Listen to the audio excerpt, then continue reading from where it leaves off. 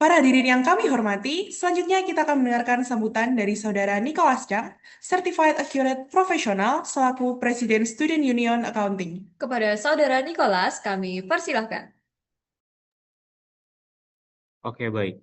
Yang terhormat Bapak Rifan Kurniawan selaku narasumber pada malam hari ini, Bapak Ibu dosen, serta seluruh peserta webinar Investment Week 1.0 yang kami banggakan. Assalamualaikum warahmatullahi wabarakatuh. Shalom, salam sejahtera bagi kita semua. Om Swastiastu, Namo Buddhaya, salam kebajikan, dan selamat malam. Puji dan syukur kita panjatkan kepada Tuhan Yang Maha Esa, karena pada malam hari ini kita bisa berkumpul bersama dalam sesi kedua Investment Week 1.0. Nah, perkenalkan saya Nicholas Chang selaku Presiden Accounting Student Union Universitas Ciputra Surabaya.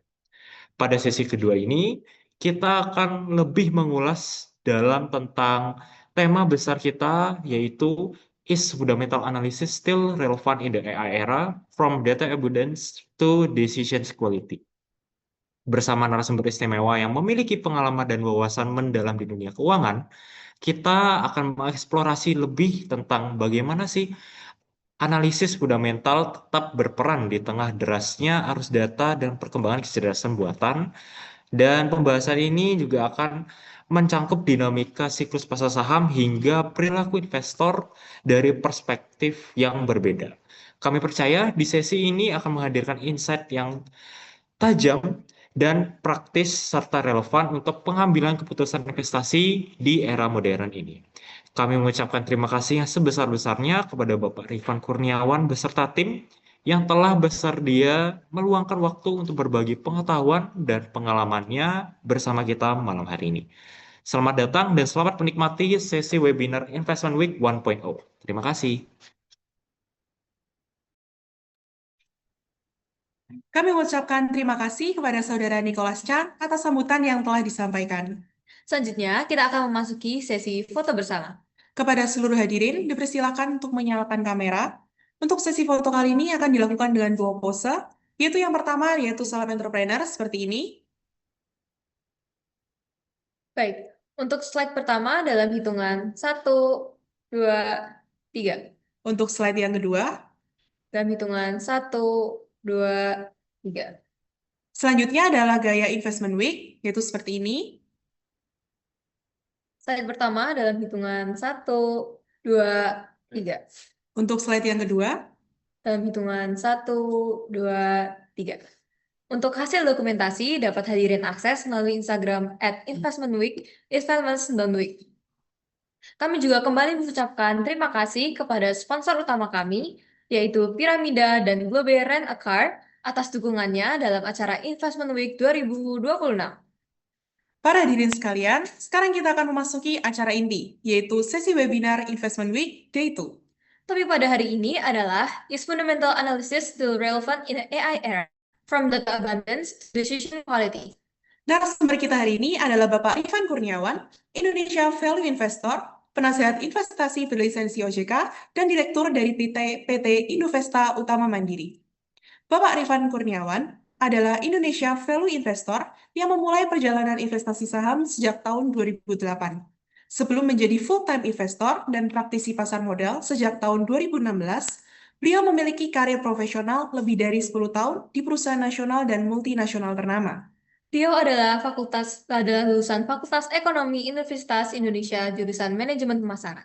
Dengan pengalaman strategis sebagai Business Analyst di McKinsey & Company, Senior Business Analyst di PT Astra International, Distribution Channel Manager di PT XL Siata, serta Sales Planning and Analysis Senior Manager di Dell Technologies. Saat ini, beliau menjabat sebagai Direktur PT Indovesta Utama Mandiri. Bapak Rifan telah melatih ribuan investor Indonesia melalui workshop dan webinar profesional.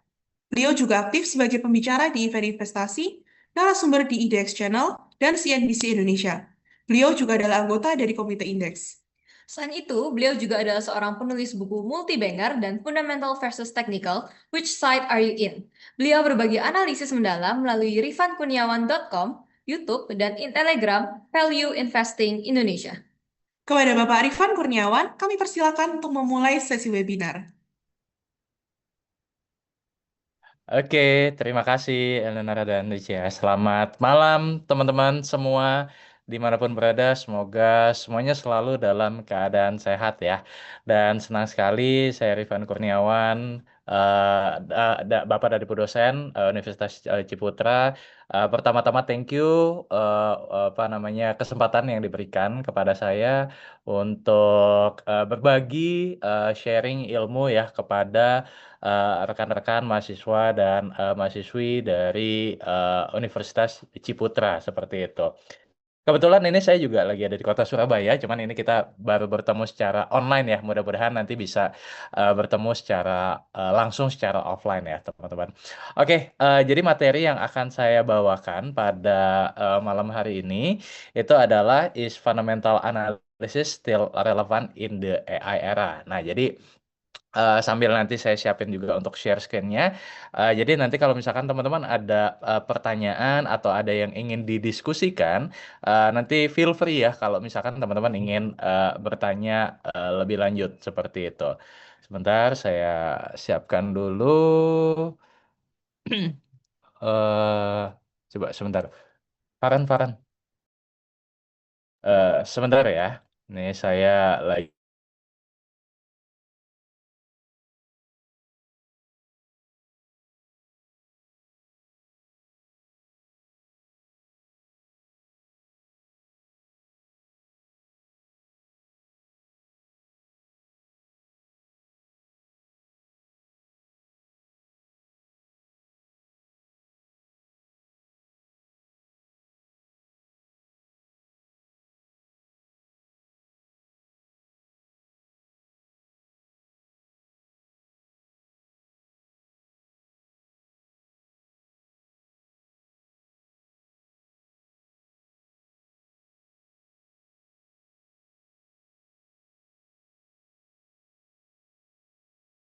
Oke, Oke, apakah sudah terlihat slide saya, teman-teman? Sudah terlihat, Bapak. Oke, baik. Kalau gitu saya langsung mulai ya. Oke, jadi materi yang akan saya bawakan pada malam hari ini topiknya adalah is fundamental analysis still relevant in the AI era? Ya, jadi memang kalau selama mungkin beberapa tahun terakhir ya, teman-teman ya, itu kita apa banyak melihat ya transformasi terutama di pasar modal berkaitan dengan AI ini. Jadi mungkin kalau sedikit cerita ya, dulu saya mulai di pasar modal itu di tahun 2008 dan sekarang di 2026 ini memang jauh berbeda. Di mana kalau misalkan di 2008 dulu tuh kita benar-benar sulit gitu untuk mencari data, informasi ya sesimpel kayak kita mau lihat laporan keuangan itu benar-benar susah sekali. Dan kalau misalkan kita dapat akses gitu ya ke dalam laporan keuangan itu kita ngerasa wah happy banget ya di mana kita bisa dapat nih akses laporan keuangan. Tapi kalau misalkan di tahun 2026 itu yang saya bisa sharingkan ke teman-teman itu adalah eh, apa namanya informasi itu sangat mudah kita dapatkan. Ya, jadi memang di tengah kemajuan dari teknologi informasi, AI, sosial media sekarang ya memang informasi itu jauh lebih mudah untuk didapatkan. Nah, cuman challenge-nya berbeda. Dimana kalau misalkan dulu kita kesulitan untuk mencari informasi, nah di 2026 ini justru bagaimana kita menurut saya ada dua tantangan. Yang pertama adalah bagaimana kita memfilter informasi. Karena di tengah derasnya arus informasi banyak juga nih berita-berita mengenai hoax ya, berita-berita miring, berita-berita yang tidak benar, yang tidak jelas asal-usulnya. Ya, jadi PR kita nih sekarang berubah dari bagaimana kita mencari informasi menjadi bagaimana memfilter informasi. Yang kedua adalah kita ini kalau saya lihat sudah mulai terbiasa apa namanya mengkonsumsi eh, apa berita-berita pendek. Ya, jadi mungkin dengan apa masuknya TikTok, masuknya beberapa sosial media gitu ya, yang di mana kita terbiasa untuk pengen tahu sebuah informasi itu dalam hitungan detik. Bagusnya adalah kita bisa mendapatkan informasi dalam waktu yang lebih singkat, tapi sisi negatifnya juga ada. Sisi negatifnya adalah dengan konten yang relatif singkat tersebut seringkali menciptakan mispersepsi gitu. Jadi kita bisa jadi salah menginterpretasikan informasi yang kita terima gitu. Nah, jadi bagaimana sih kita sebagai seorang investor gitu ya di pasar modal bisa mengadopsi teknologi dan AI dan memanfaatkannya untuk mengambil sebuah keputusan seperti itu ya. Nah, ini jadi saya akan mulai dari yang tadi saya sampaikan ya, bahwa ada pergeseran paradigma dari kelimpahan data ke kualitas keputusan ya. Di sini saya tuliskan nih, akses data real time kini menjadi standar. Ya, jadi kalau dulu yang tadi saya cerita ya, kita mau akses data yang real time tuh kayak sesuatu yang mewah sekali. Tapi sekarang itu sudah menjadi biasa aja, standar. Jadi kayak misalkan nih, kalau teman-teman sekarang teman-teman investor dapat laporan keuangan dari perusahaan, kayak biasa aja gitu. Nah, kalau dulu itu kita ngerasa kayak wow, ini kita bisa dapat nih, ya. Padahal nggak semua orang bisa dapat. Jadi udah jadi biasa gitu kan. Nah, tantangan utamanya itu bukan lagi bagaimana kita mencari informasi, melainkan bagaimana kita memilahnya, nah, memfilternya. Ya, jadi kita udah shifting nih, teman-teman yang perlu kalian tahu dulu ya, bahwa kita udah shifting dari era kelangkaan informasi ya menjadi era overload information, di mana semua orang memiliki informasi yang sama. Ya, kayak tadi misalkan laporan keuangan. Teman-teman tinggal masuk ke dalam website idx.co.id, kemudian buka laporan keuangan dan tahunan, ya, kemudian masukkan kode emitennya. Nah, ratusan ribu atau jutaan investor itu memiliki informasi yang sama, ya. Jadi udah mulai shifting nih. Nah, tapi sekarang ini di 2026 kita mulai shifting lagi, disadari atau tidak ya, kita mulai masuk ke dalam yang namanya era AI dan algoritma. Nah, jadi informasi-informasi di misalkan tadi laporan keuangan di IDEX ya. Sekarang ini sebenarnya dengan kemajuan AI, kita bisa saja tidak perlu lagi untuk buka satu persatu laporan keuangan. Jadi kalau misalkan nih beberapa tahun lalu kita masih misalkan mau buka laporan keuangannya Astra Internasional. Ya, kan kita buka di website IDX, kemudian abis itu kita masukkan kode emitennya, abis itu kita analisa. Ya kan? Kita analisa bagaimana pendapatannya bertumbuh atau tidak. Kemudian bagaimana net profitnya bertumbuh atau tidak dan lain-lainnya. Nah, cuman dengan kemajuan AI itu kita bisa sebenarnya sekarang untuk berikan saya summary data bagaimana laporan keuangan PT Astra Internasional dalam 5 tahun terakhir, ya. Dan AI akan menampilkan kepada kita ya bagaimana kinerja Astra Internasional dalam 5 tahun terakhir. Mereka udah bisa bikin summary-nya. Dari yang tadinya kita ya masih perlu untuk baca laporan keuangan segala macam, sebenarnya di era informasi sekarang itu sudah bisa dapat summary-nya dalam hitungan menit atau detik, ya. Nah, cuma ya di sini saya tuliskan tantangannya sekarang udah berubah. Ya, semua orang punya informasi yang sama, tapi tidak semua orang memiliki kemampuan untuk interpretasi. Nah, jadi di sini tantangannya di tahun 2026 udah bergeser lagi nih. Kalau dulu fokusnya adalah pemrosesan data masif, sekarang ini bagaimana kita kualitas keputusan itu bisa matang, bisa tajam dengan informasi yang ada seperti itu. Ya, jadi ini yang di awal yang perlu teman-teman tahu dulu. Nah, permasalahan berikutnya adalah dengan adanya AI, dengan adanya bukan cuma AI ya, tapi juga sosial media dan teknologi informasi ya. Ini disadari atau tidak, pergerakan harga saham itu lebih volatile. Ya, saya sendiri yang mungkin sudah 17-18 tahun di market merasakan betul. Ya, nggak usah jauh-jauh deh. Contoh, misalkan di bulan Maret kemarin, ya, ketika ada perang antara Iran dan Israel dengan US, ya kan? Dalam hitungan detik atau menit, kita udah bisa tahu apa yang terjadi di Timur Tengah, ya kan? Dan begitu pasar saham dibuka, ya langsung jeblok. Kalau dulu, ya mungkin kalau misalkan perang itu terjadi, kita mungkin baru bisa mendapatkan update-nya hitungan beberapa hari kemudian.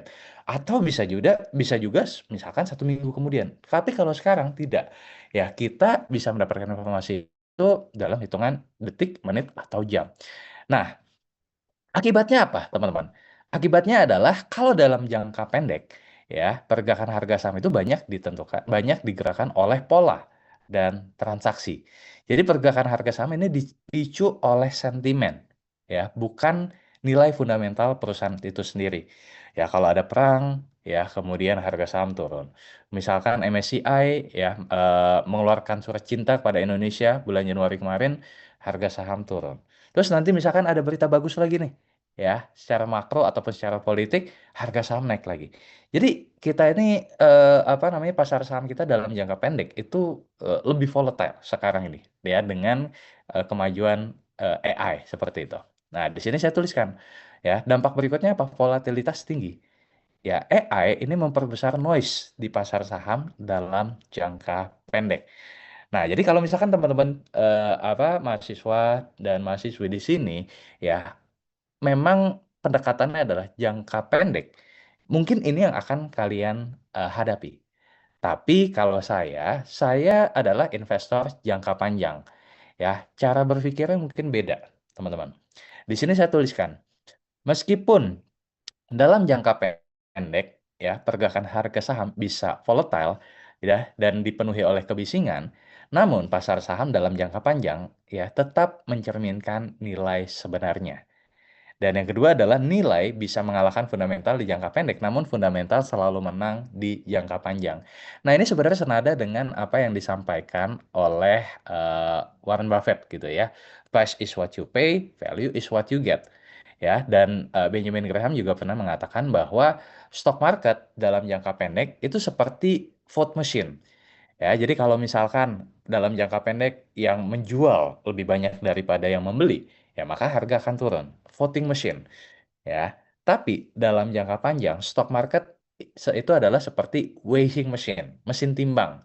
Ya, jadi fundamental sebuah perusahaan tetap akan tetap akan menentukan kemana arah harga saham sebuah perusahaan seperti itu.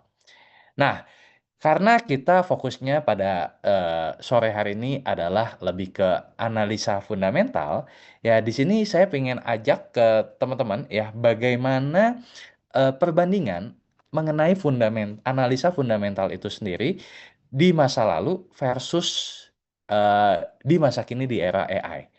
Ya, nah di sini setidaknya ada 3 hal yang ingin saya share ke teman-teman.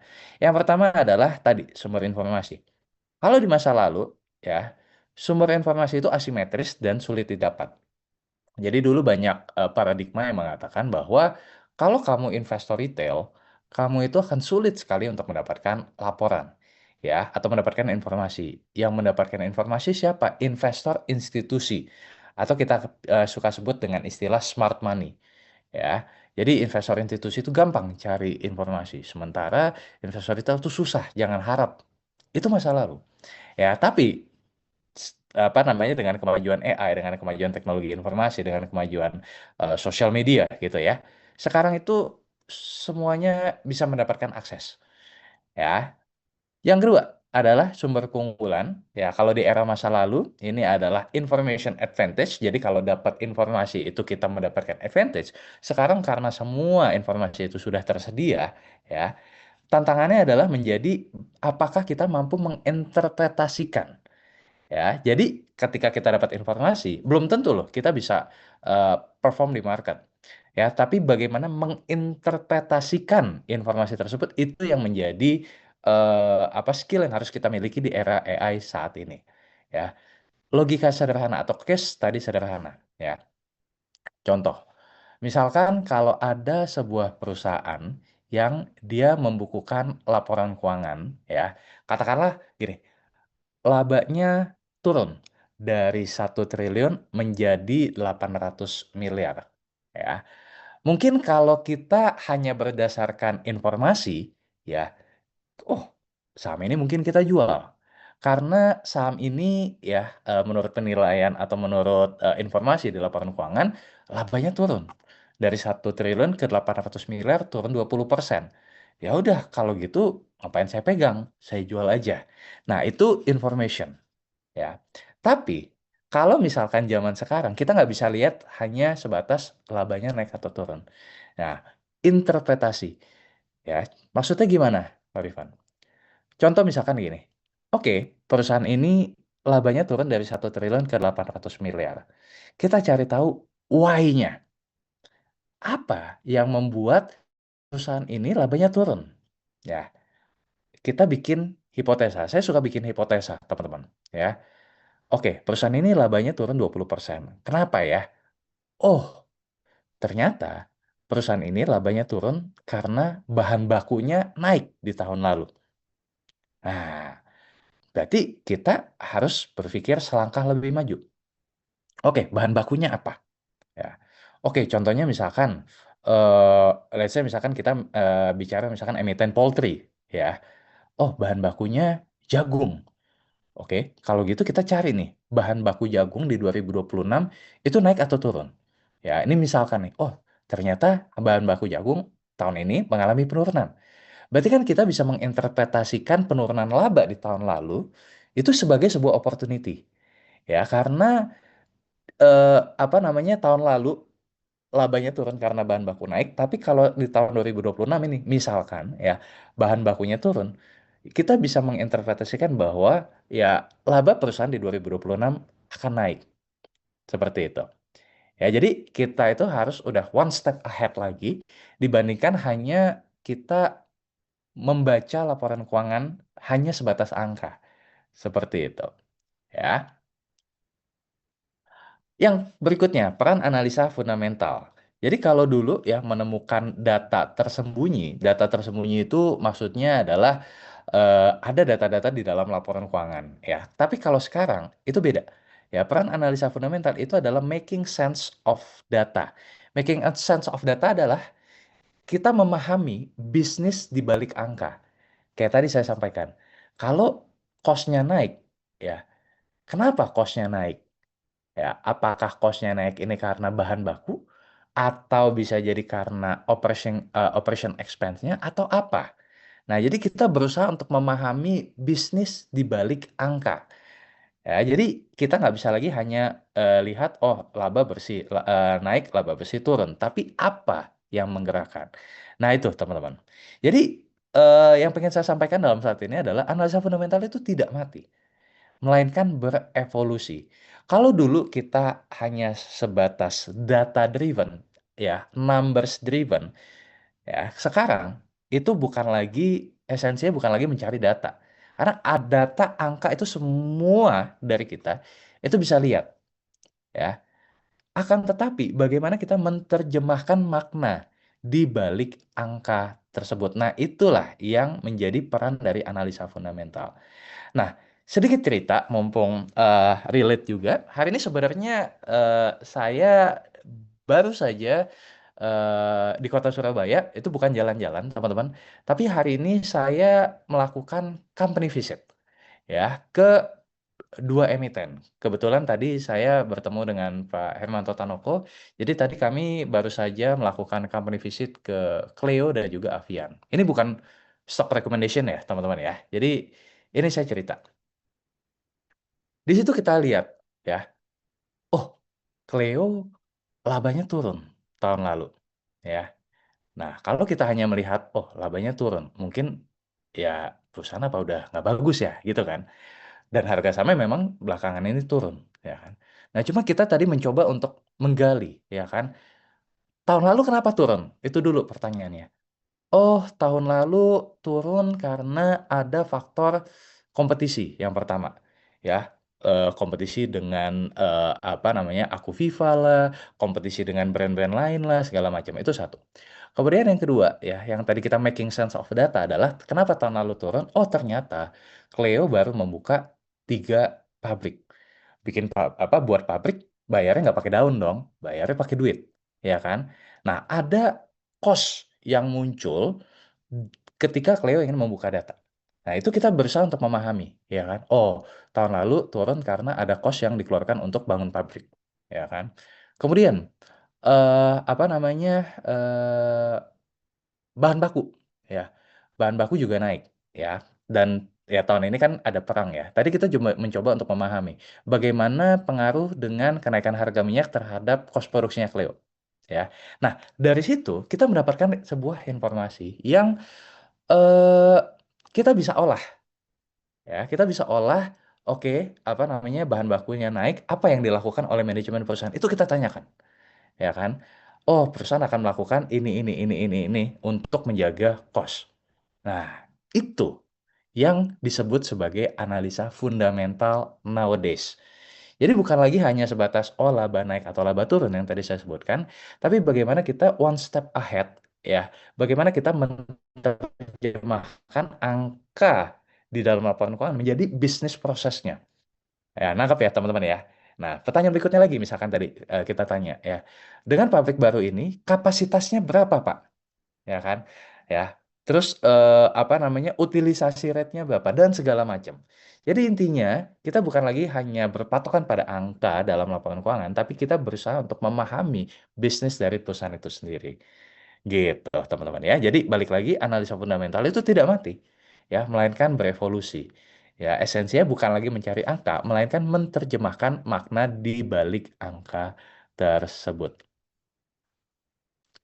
Nah, saya ingin menjelaskan lebih lanjut ya mengenai peran manusia. Banyak yang arguable ya, banyak yang berpendapat bahwa di tengah kemajuan AI, peran manusia itu akan eh, tergantikan. Ya, contoh misalkan yang menjadi perdebatan, kalau misalkan di sekuritas, itu kan ada analis-analis, ya kan? Kalau selama ini kita mendapatkan analisa dari analis-analis sekuritas misalkan. Nah, dengan adanya AI, kita kan bisa tinggal bikin prompt, habis itu kita mendapatkan informasi. Berarti kita nggak perlu lagi dong, ya human factor. Ya, itu satu. Terus kemudian ya, ya itu nanti saya ada cerita lebih lanjut. Tapi intinya adalah ada perdebatan apakah manusia itu dapat digantikan oleh AI, ya. Nah, kita perlu tahu apa yang bisa dilakukan AI dan apa yang tidak bisa dilakukan oleh AI. Oke, AI itu bisa seperti namanya machine learning gitu ya, dia bisa mempelajari seluruh data yang tersedia ya, dan dia mengolah informasi tersebut sedemikian rupa dan menampilkan data kepada kita. Kayak tadi contohnya, ya kita bisa minta AI untuk bikin summary ke kita ya, bagaimana kinerja profitabilitas misalkan atau net profit dari PTA. Itu kita dalam hitungan detik bisa dapat ya. Bagaimana apa rasio utang terhadap ekuitas perusahaan dalam 5 tahun terakhir misalkan. Itu kita bisa dapat dalam hitungan detik ya. Tapi kalau misalkan saya tanya AI ya, bagaimana kualitas manajemen dari perusahaan ABCD? Itu AI nggak bisa jawab. Ya, kalaupun dia jawab, dia hanya sebatas melihat apa yang ada di dalam misalkan berita. Ya, dia olah seperti itu. Ya. Nah, apakah itu valid? Menurut saya tidak. Karena dia hanya sebatas membaca apa yang ada, data sekunder. Cuman, kalau kita sebagai investor, ya seperti yang saya lakukan hari ini, kita mencoba untuk understanding management quality. Ya, kayak tadi saya contoh, misalkan saya diskusi dengan Pak Hermanto, misalkan. Saya tanya, ya Pak, bagaimana strategi Bapak menghadapi persaingan? Apakah Bapak akan ikut-ikutan misalkan kompetitor untuk menurunkan harga? Oh tidak, kata dia. Kita punya kualitas. Ya kan? Kita tidak mau sampai terlibat perang harga. Itu kan kita bisa menilai. Oh, manajemen prudent dengan kualitas produknya. Saya tanya lagi misalkan, Pak, dengan adanya apa namanya kenaikan harga minyak, ya kan harga minyak itu membuat harga plastik kemasan ya itu bisa naik sampai 2 kali lipat. Apakah Bapak akan misalkan nih menaikkan harga sampai 2 kali lipat? Ya, oh tidak. Ya kita tetap akan naikkan secara gradual ya, tapi tidak sampai yang apa namanya signifikan karena mempertimbangkan daya beli. Nah itu kita bisa apa ya, menilai bagaimana kualitas manajemen sebuah perusahaan. Ya, dia tahu ya apa yang harus dilakukan seperti itu. Ya. Kemudian yang kedua yang tidak bisa dilakukan oleh AI adalah handling uncertainty. Ya, kalau misalkan nih, ya kita apa namanya tanya ke AI, AI, ya, bagaimana caranya saya menyusun portfolio saya, ya, di tengah di tengah perang antara Iran dan Israel dan US, misalkan seperti itu. Ya, mana saham yang harus saya cut loss? Misalkan nih, kita bikin prom. Saya punya saham A harga sekian, saya punya saham B harga sekian, saya punya saham C harga sekian. Yang ini masing-masing floating loss sekian. Mana yang harus saya cut loss? Apakah AI bisa menjawab? Tidak. Ya, AI belum punya kemampuan untuk handling uncertainty. Nah, disinilah peran kita sebagai manusia adalah untuk handling uncertainty-nya. Ya, yang berikutnya adalah long term strategic atau thinking. Ya, nah jadi AI itu belum bisa untuk kita ajak ya untuk berpikir long term strategic thinking. Dan yang keempat pastinya adalah behavior discipline. Jadi maksud saya adalah masih ada banyak hal-hal yang tidak mampu atau belum mampu dikerjakan oleh AI seperti itu. Ya, nah kalau gitu gimana? Balik lagi.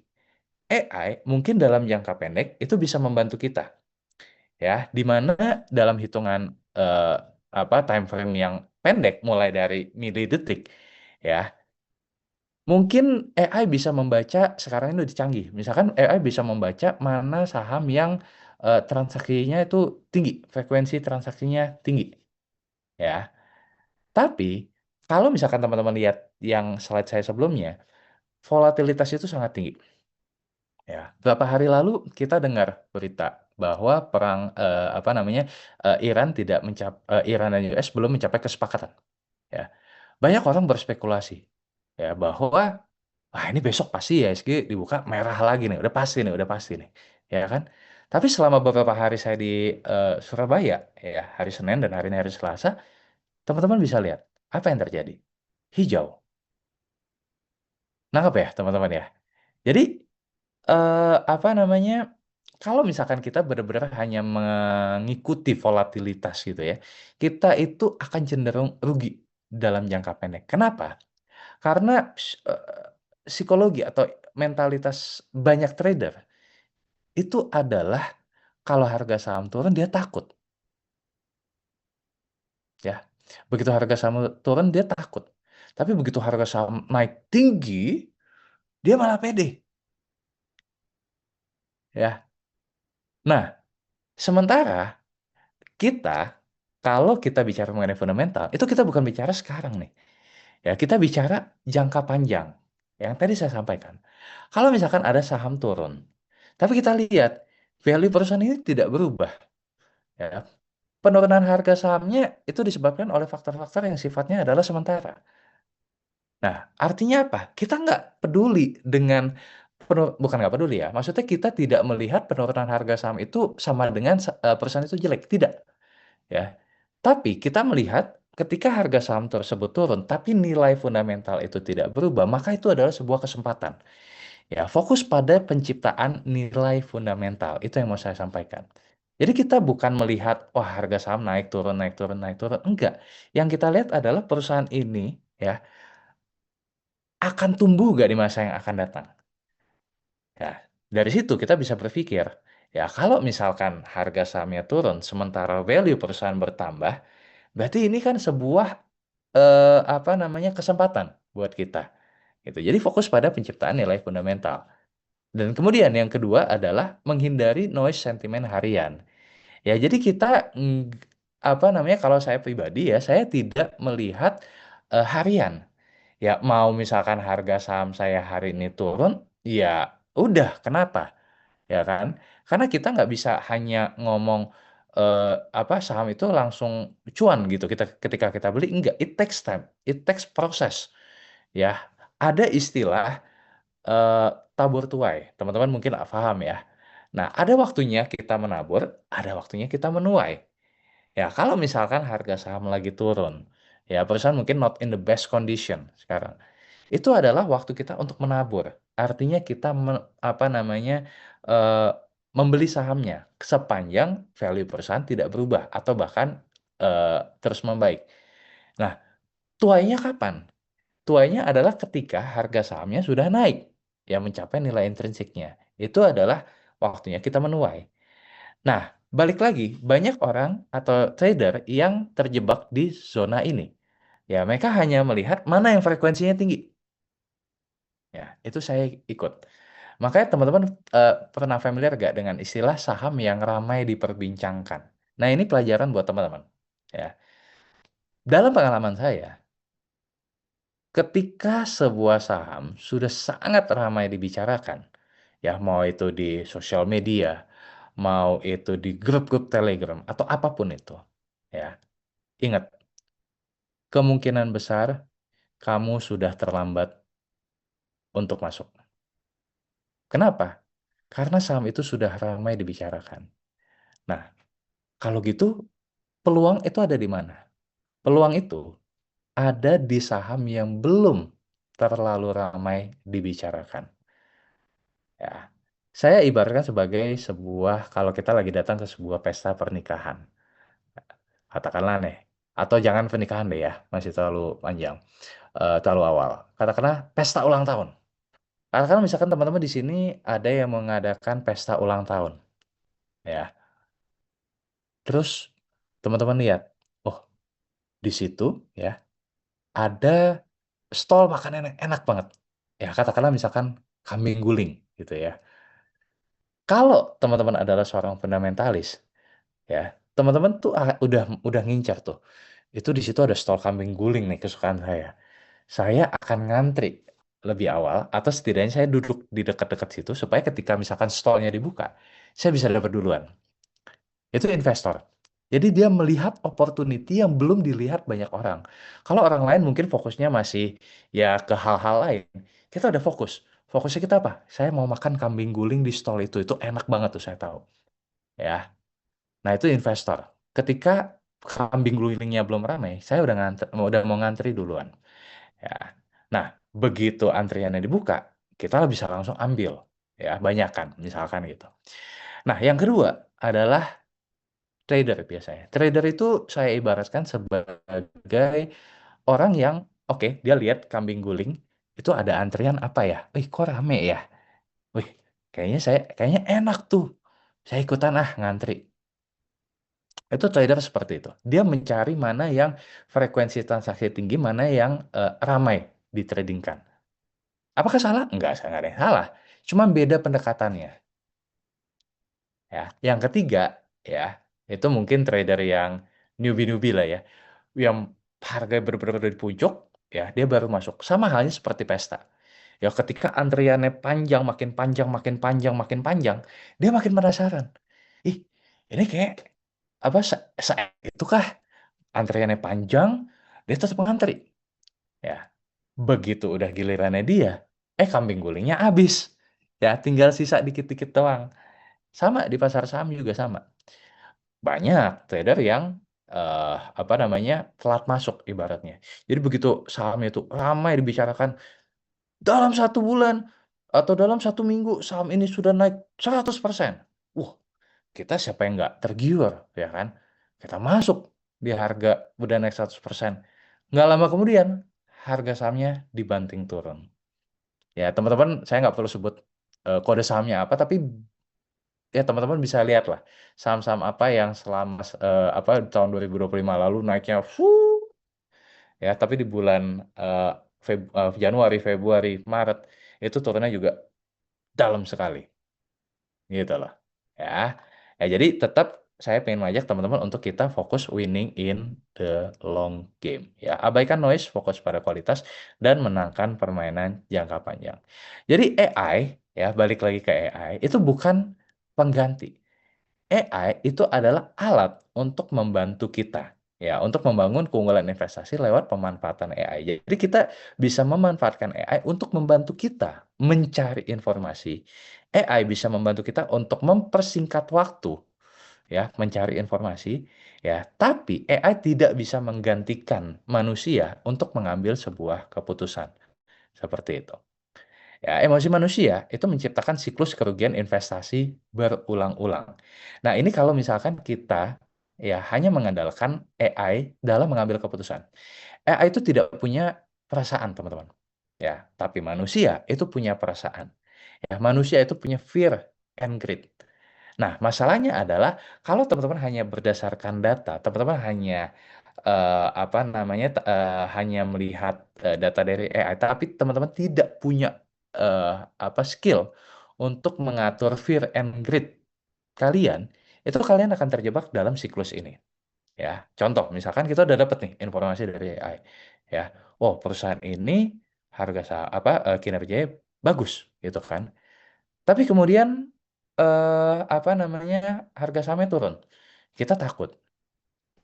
Nah, sebaliknya, kalau misalkan laporan keuangannya misalkan nggak gitu bagus, tapi harga sahamnya naik terus nih, rame, ya kan?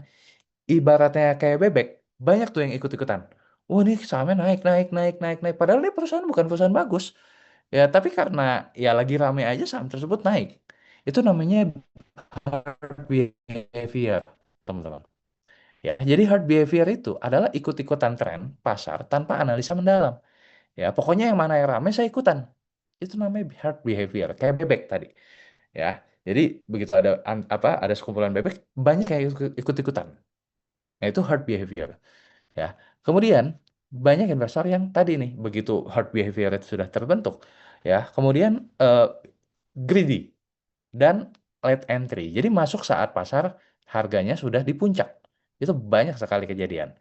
Ya, yang ketiga, begitu harga saham turun, malah fear. Ya, ketakutan ekstrem saat terjadi koreksi alami. Ya, jual, panic selling, itu sering terjadi. Ya, akhirnya ya panic selling keluar dari pasar dengan kerugian. Ya, teman-teman pernah dengar istilah kalau saya lupa. Pokoknya kalau kalau saham itu tersebut, oh gini, kalau kita beli saham turun, kalau kita jual saham naik. Sering ya dengar istilah kayak gitu. Kalau pas gue beli turun, pas jual naik. Itu sering terjadi seperti itu. Ya, apa yang salah? Yang salah adalah time frame-nya terlalu pendek. Ya, dan yang salah adalah psikologis kita. Ya, kita tidak mampu mengendalikan fear and greed. Nah, pertanyaannya adalah bagaimana cara kita untuk bisa memenangkan market? Caranya adalah kita balik. Kalau banyak investor atau trader di luar sana, ketika harga saham makin naik, makin naik, makin naik, dia makin greedy, dan sebaliknya ketika harga saham turun, turun, turun, dia makin takut. Akhirnya, ya beli di harga pucuk, jual di harga murah. Rugi. Nah, kita sebagai investor, itu kita ubah. Ketika harga saham turun, sepanjang value perusahaan tidak berubah, tadi yang saya sampaikan, perusahaan ini tetap punya fundamental bagus, justru itu adalah waktu kita untuk menjadi greedy. Ya, kita berani untuk beli di harga murah.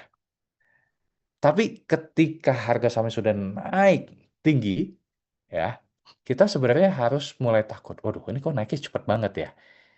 Kita jual, kita taking profit, kita realisasikan keuntungan. Ya, sesuai dengan apa? Sesuai dengan nilai intrinsiknya seperti itu.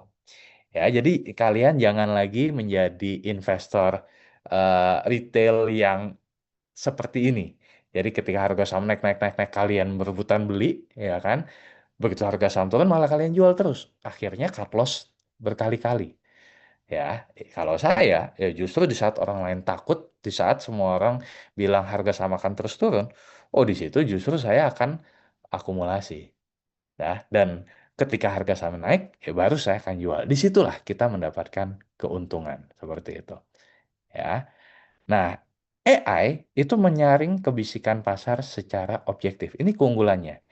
Jadi dari jutaan data, ya big data, ini kita bisa menggunakan AI untuk melakukan proses screening dan data processing. Jadi yang tadi saya sampaikan, ya AI ini membantu kita untuk menghemat waktu riset secara drastis tanpa emosional. Saya kalau di kantor di RKTM itu kita punya tim analis. Saya tantang tim analis saya, ya. Dengan kemajuan AI, kalian harus menggunakan AI. Saya bilang, saya tidak mengharapkan AI. Saya menggunakan AI. Ada beberapa tools-tools yang kita gunakan untuk membantu mereka. Ya kan? Itu benar-benar ngebantu kita banget. Dari yang tadinya mungkin ya kita susah cari data, apa segala macem, ya. Sekarang udah sangat mudah. Nah, tapi dari situ, ya, saya minta tim analis saya untuk mengimprove skill mereka dalam menginterpretasi data tersebut yang tadi saya sampaikan. Ya, baru dari situlah ketika kita bisa menginterpretasikan data, ya, maka kualitas keputusan kita itu akan lebih baik. Ya, jadi balik lagi ya, yang saya sampaikan, AI itu bukan menggantikan manusia. AI itu adalah alat bantu.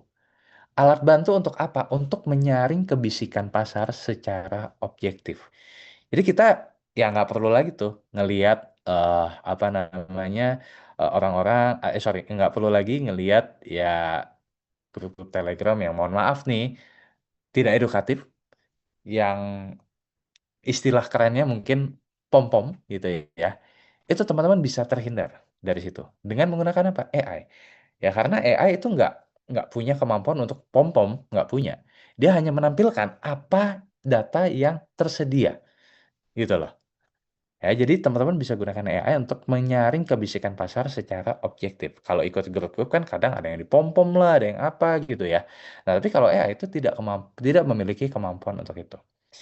Ya, jadi kita bisa menggunakan AI untuk menyaring kebisikan pasar secara objektif. Ya. Nah, ini mungkin ilustrasinya kayak yang tadi saya sebutkan nih, ya. Stock market dalam jangka pendek itu seperti mesin hitung, tapi dalam jangka panjang pasar saham itu adalah seperti weighing machine, seperti mesin timbang. Nah, ini mesin timbang nih, teman-teman. Ya, dalam jangka pendek mungkin AI ya bisa membantu kita untuk memproses data historis dan valuasi secara kuantitatif angka. Tapi yang tidak mampu atau belum mampu dilakukan oleh AI adalah memahami tadi konteks bisnisnya ya, dan kualitas manajemennya.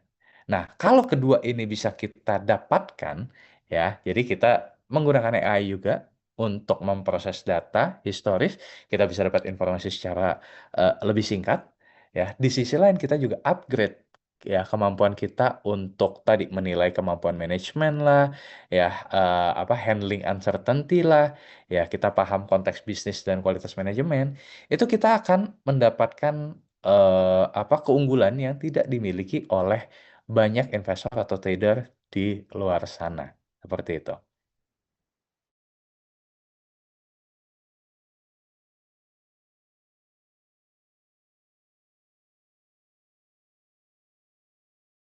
Kurang. Kalau dulu waktu kita ya itu banyak kepake untuk cari data, cari laporan keuangan. Sekarang nggak perlu. Udah enak. Ya, tinggal kita bikin prompt, muncul. Ya kan? Nah, dengan adanya AI itu ngebantu banget. Nah, cuman berarti sekarang perannya kita adalah, oke, dengan data yang saya dapatkan dari AI ini, apa interpretasinya? Ya, nah itu yang saya pengen sampaikan ke teman-teman semua.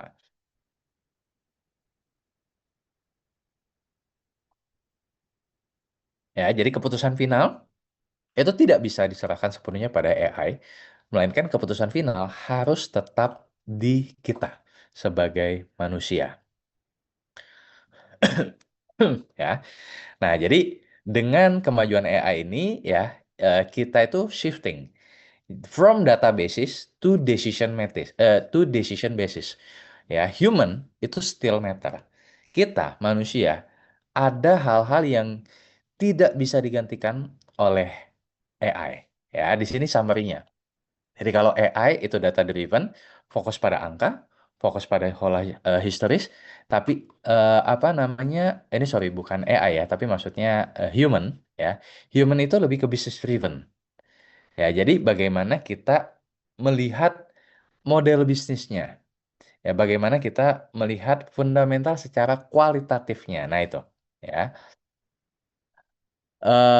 apa namanya keunggulannya kalau AI skala riset dan efisiensi waktu tadi ya, kita tidak perlu buang banyak waktu ya. Tapi kalau eh, kita sebagai manusia ya, kita mencoba untuk memahami apa makna di balik angka tersebut. Jadi konteksnya apa nih ya. Nah, kemudian AI tadi sudah saya mention beberapa kali rentan dalam analisa kualitas kepemimpinan. Ya, tapi manusia rentan terhadap siklus fear and greed. Nah, jadi kalau bisa kita mengatasi kerentanan ini, ya kita akan memiliki skill yang tidak dimiliki oleh banyak investor lain. Nah, jadi mengkombinasikan kedua pendekatan ya antara AI sebagai data driven dengan kita si investors ya lebih ke business driven, maka mengkombinasikan kedua pendekatan ini akan memaksimalkan PR kita sebagai investor. Ya, jadi balik lagi, AI membantu kita untuk mengeksekusi screening data secara cepat dan insight kuantitatif, tapi kita tetap sebagai manusia mampu untuk mengolah informasi tersebut. Tetap mampu berpikir kritis, tetap mampu menilai kualitas manajemen dan memahami konteks bisnis secara mandiri.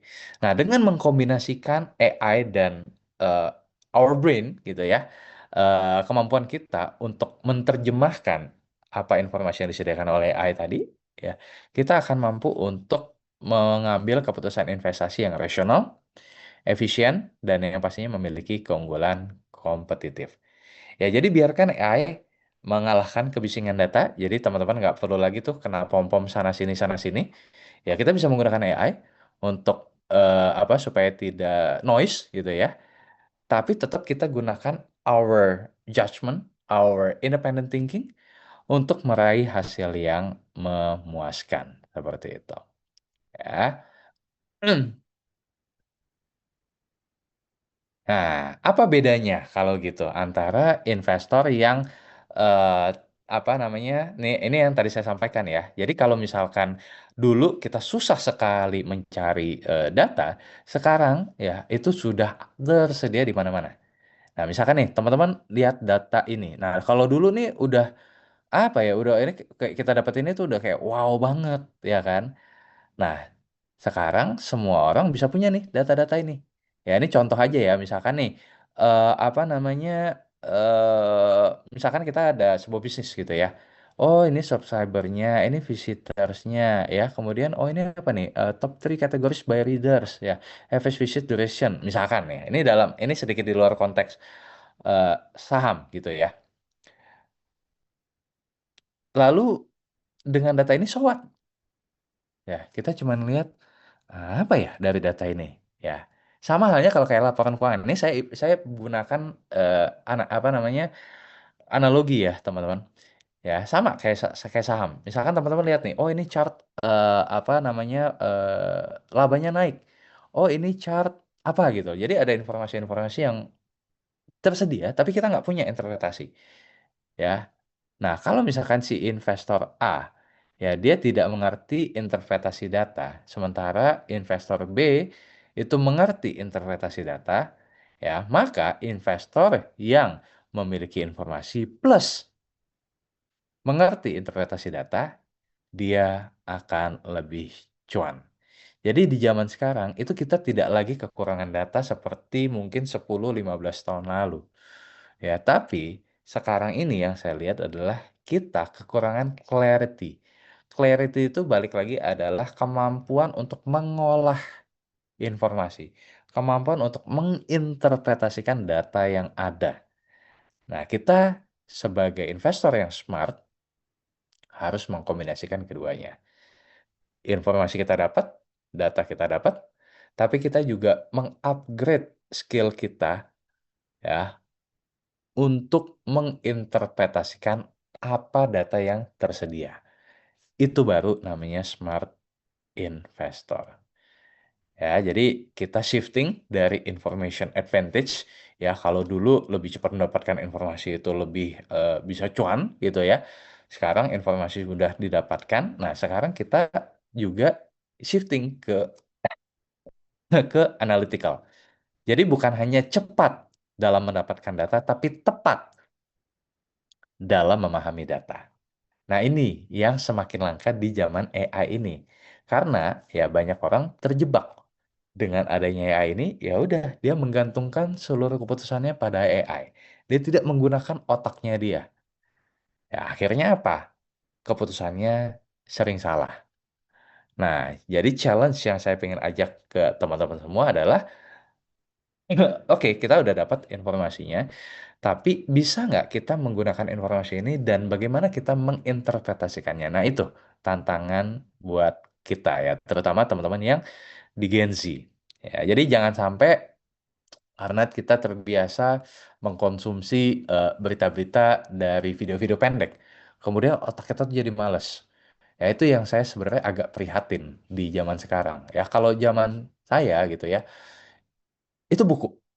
Buku itu ya mungkin kita butuh waktu untuk apa namanya berjam-jam, ya, berhari-hari, berminggu-minggu. Tapi ketika kita baca buku, ya, otak kita itu terus memproses, ya, otak kita tuh terus bekerja.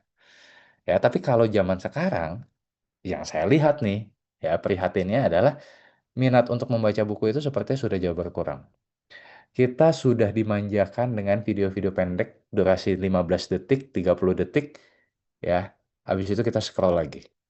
Ya, video pendek lagi 15 detik, 30 detik kita scroll lagi. Jadi otak kita tuh jadi lazy gitu lah. Jadi males. Beda dengan baca buku.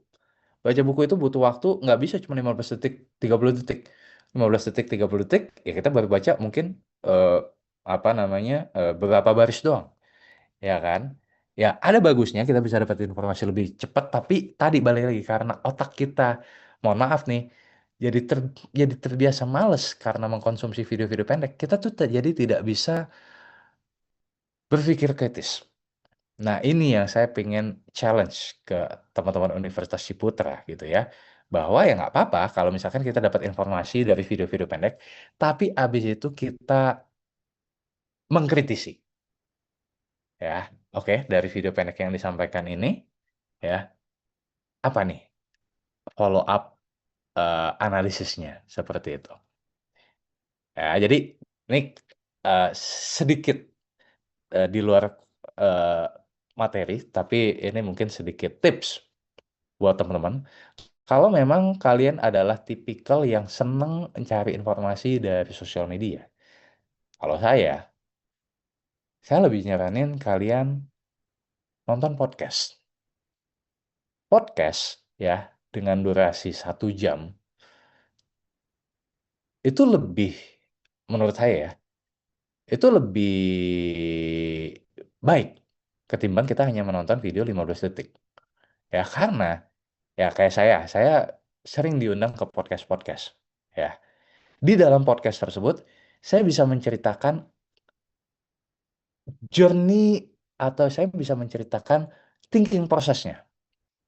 Yang mana tidak bisa saya kemukakan dalam waktu 15-30 detik. Baru mau ngomong, videonya udah habis. Ya, tapi kalau dalam podcast, saya bisa ya menceritakan thinking prosesnya. Nah, kalian belajar dari situ kalau mau. Ya, gitu. Jadi, ya jangan jangan males lah intinya gitu. Ya, buat teman-teman di sini jangan males. Pakai use your brain untuk menginterpretasikan data. Gitu ya. Nah, jadi kecepatan informasi itu tidak relevan dengan keuntungan investasi. Ya, kalau dulu mungkin ya, yang tadi saya katakan. Kalau dulu siapa cepat dapat informasi, ya, dia bisa lebih cuan. Tapi kalau sekarang, ya, informasi semua kita bisa sama-sama. Mau ada US dan Iran tidak mencapai kesepakatan, ya dalam hitungan detik, dalam hitungan menit, kita udah tahu semua. Ya, tapi apakah semakin cepat kita dapat informasi semakin cuan? Enggak. Karena balik lagi tidak semua memahami data. Ya, yang tadi saya katakan, ya, apa namanya terbiasa hanya mengkonsumsi jangka pendek. Ya, jadi jangan hanya di situ, jangan hanya berhenti di situ, tapi pahami data yang ada. Ya, apa esensinya? Ya, kemudian ya market terlebih dahulu price in melawan kompetisi melawan AI dan algoritma. Jadi maksud saya adalah kita, eh maksud saya adalah mau kita cepat dapat informasi itu tidak selalu berbanding lurus dengan keuntungan investasi. Tapi kecepatan informasi tetap perlu ditambah dengan kemampuan kita untuk menginterpretasikan data. Itulah yang akan menghasilkan keuntungan investasi. Seperti itu. Ya, jadi ya kalian jangan lagi ya menurut saya itu hanya investasi ikut-ikutan. Ya, kalau misalkan nih ada grup-grup Telegram yang beli ini bakal to the moon segala macam, ya jual ini jelek segala macam. Itu menurut saya hindari. Ya, karena itu menurut saya adalah noise. Loh, kalau gitu kita pegangan pada apa? Ya, kita pegangan pada fundamentalnya balik lagi. Ya, oke, misalkan ada net income. Net income-nya naik. Tadi balik lagi. Ya, interpretasinya apa dari net income ini? Kalau saya tadi udah kasih kisi-kisinya. Kalau misalkan teman-teman lihat grafik seperti ini, cari tahu. Ya, apakah apa yang membuat labanya naik? Apakah di 2026 labanya akan naik lebih tinggi lagi? Apa yang kira-kira bisa membuat labanya turun? Nah, itu baru namanya adalah kemampuan untuk menginterpretasikan data. Ya, jadi filter informasi, ya, jadi jangan hanya ditelan mentah-mentah, jangan cuman ikut saham apa namanya grup Telegram yang nggak jelas gitu ya, yang cuman ya beli ini bakal to the moon, tapi nggak tahu kenapanya. Ya, jual saham ini. Ya, jadi hindari gitu ya. Cari tahu why, kenapa harga saham itu turun, kenapa harga tersebut naik. Ya, kenapa? Nah, itu loh. Ya, kenapa? Oh, tadi yang saya sampaikan. Penurunan saham tidak berbanding lurus dengan fundamentalnya. Fundamentalnya tetap baik-baik saja. Ya. Nah, itu adalah opportunity.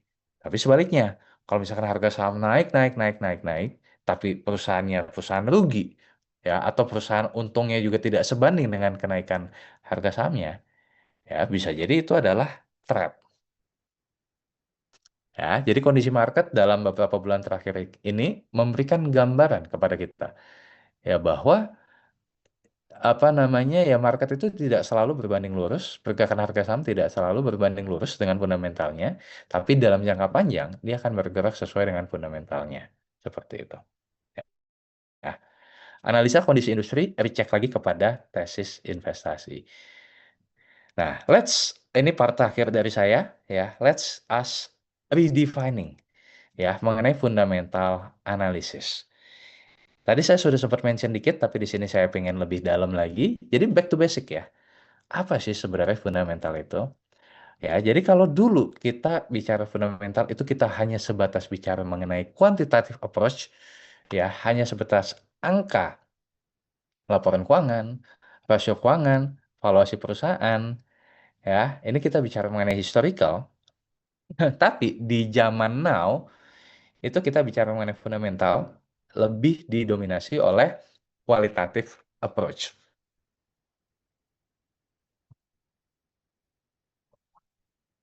Jadi kita bicara mengenai corporate action, kita bicara mengenai makroekonomi, kita bicara mengenai industry analysis, dan kita bicara mengenai business model. Jadi kita bicara mengenai future. Nah, ini yang teman-teman perlu ingat. Ya, jadi kalau misalkan ada orang lain di luar sana yang bilang fundamental is dead, ya tanya balik. Emang kamu tahu fundamental itu apa? Saya yakin orang yang ngomong gitu pasti cuma bilangnya, iya, tuh lihat aja, ada yang laporan keuangannya bagus, tapi sahamnya turun. Ya misalkan kayak banking sekarang, ya kan?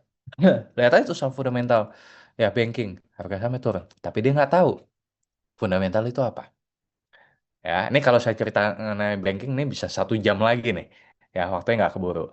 Ya, tapi intinya yang saya mau sampaikan di sini adalah kita kalau bicara mengenai fundamental tuh nggak bicara lagi soal kuantitatif, ya, tetap penting, tapi yang lebih mendominasi adalah kualitatif. Jadi kalau saya bobotkan tahun lalu, apa namanya, beberapa tahun lalu, ya, itu old approach. Jadi kalau kita bicara fundamental mungkin didominasi oleh kuantitatif.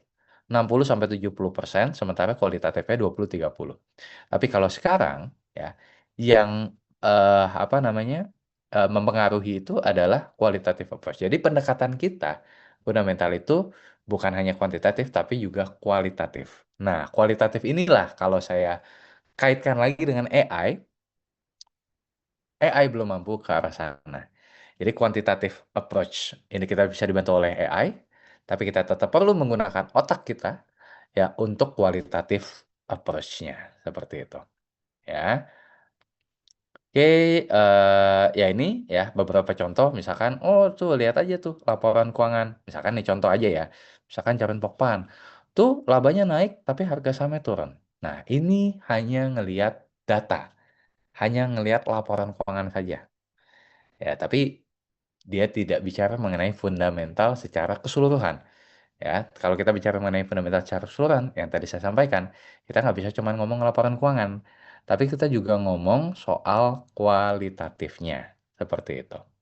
Ya, bagaimana prospek perusahaan, bagaimana apa keadaan industrinya sekarang, ya, bagaimana faktor kompetitornya, bagaimana dengan manajemennya, dan segala macamnya. Nah, itu yang belum mampu diterjemahkan oleh AI gitu. Jadi bukan hanya bicara mengenai laporan keuangan ya, tapi kita juga bicara mengenai faktor kualitatif. Demikian pula dengan PI ya. Jadi jangan hanya terjebak, oh cari aja gampang ya PI-nya di bawah 5, ya PBV di bawah 0,5 misalkan seperti itu ya. Itu nggak cukup. Ya, tapi yang menggerakkan pasar sekarang ini ya lebih ke arah faktor kualitatif. Nah, jadi fundamental itu bukan hanya laporan keuangan, tapi juga faktor kualitatif. Jadi lesson learn-nya apa? Sekali lagi, fundamental bukan hanya soal laporan keuangan, tapi juga faktor kualitatif. Nah, makanya ini mungkin sedikit memberikan gambaran kepada teman-teman ya, bagaimana research framework saya gitu ya, ketika menganalisa sebuah saham. Saya biasanya akan mulai dari makro analisis dulu. Ya, di mana kalau kita bicara mengenai makro analisis, ya kita bicara mengenai GDP growth. Kita bicara mengenai suku bunga. Ya, kita bicara mengenai economic issue. Kita bicara mengenai government policy. Atau kalau apa relevansinya dengan sekarang, kita juga bicara mengenai politik.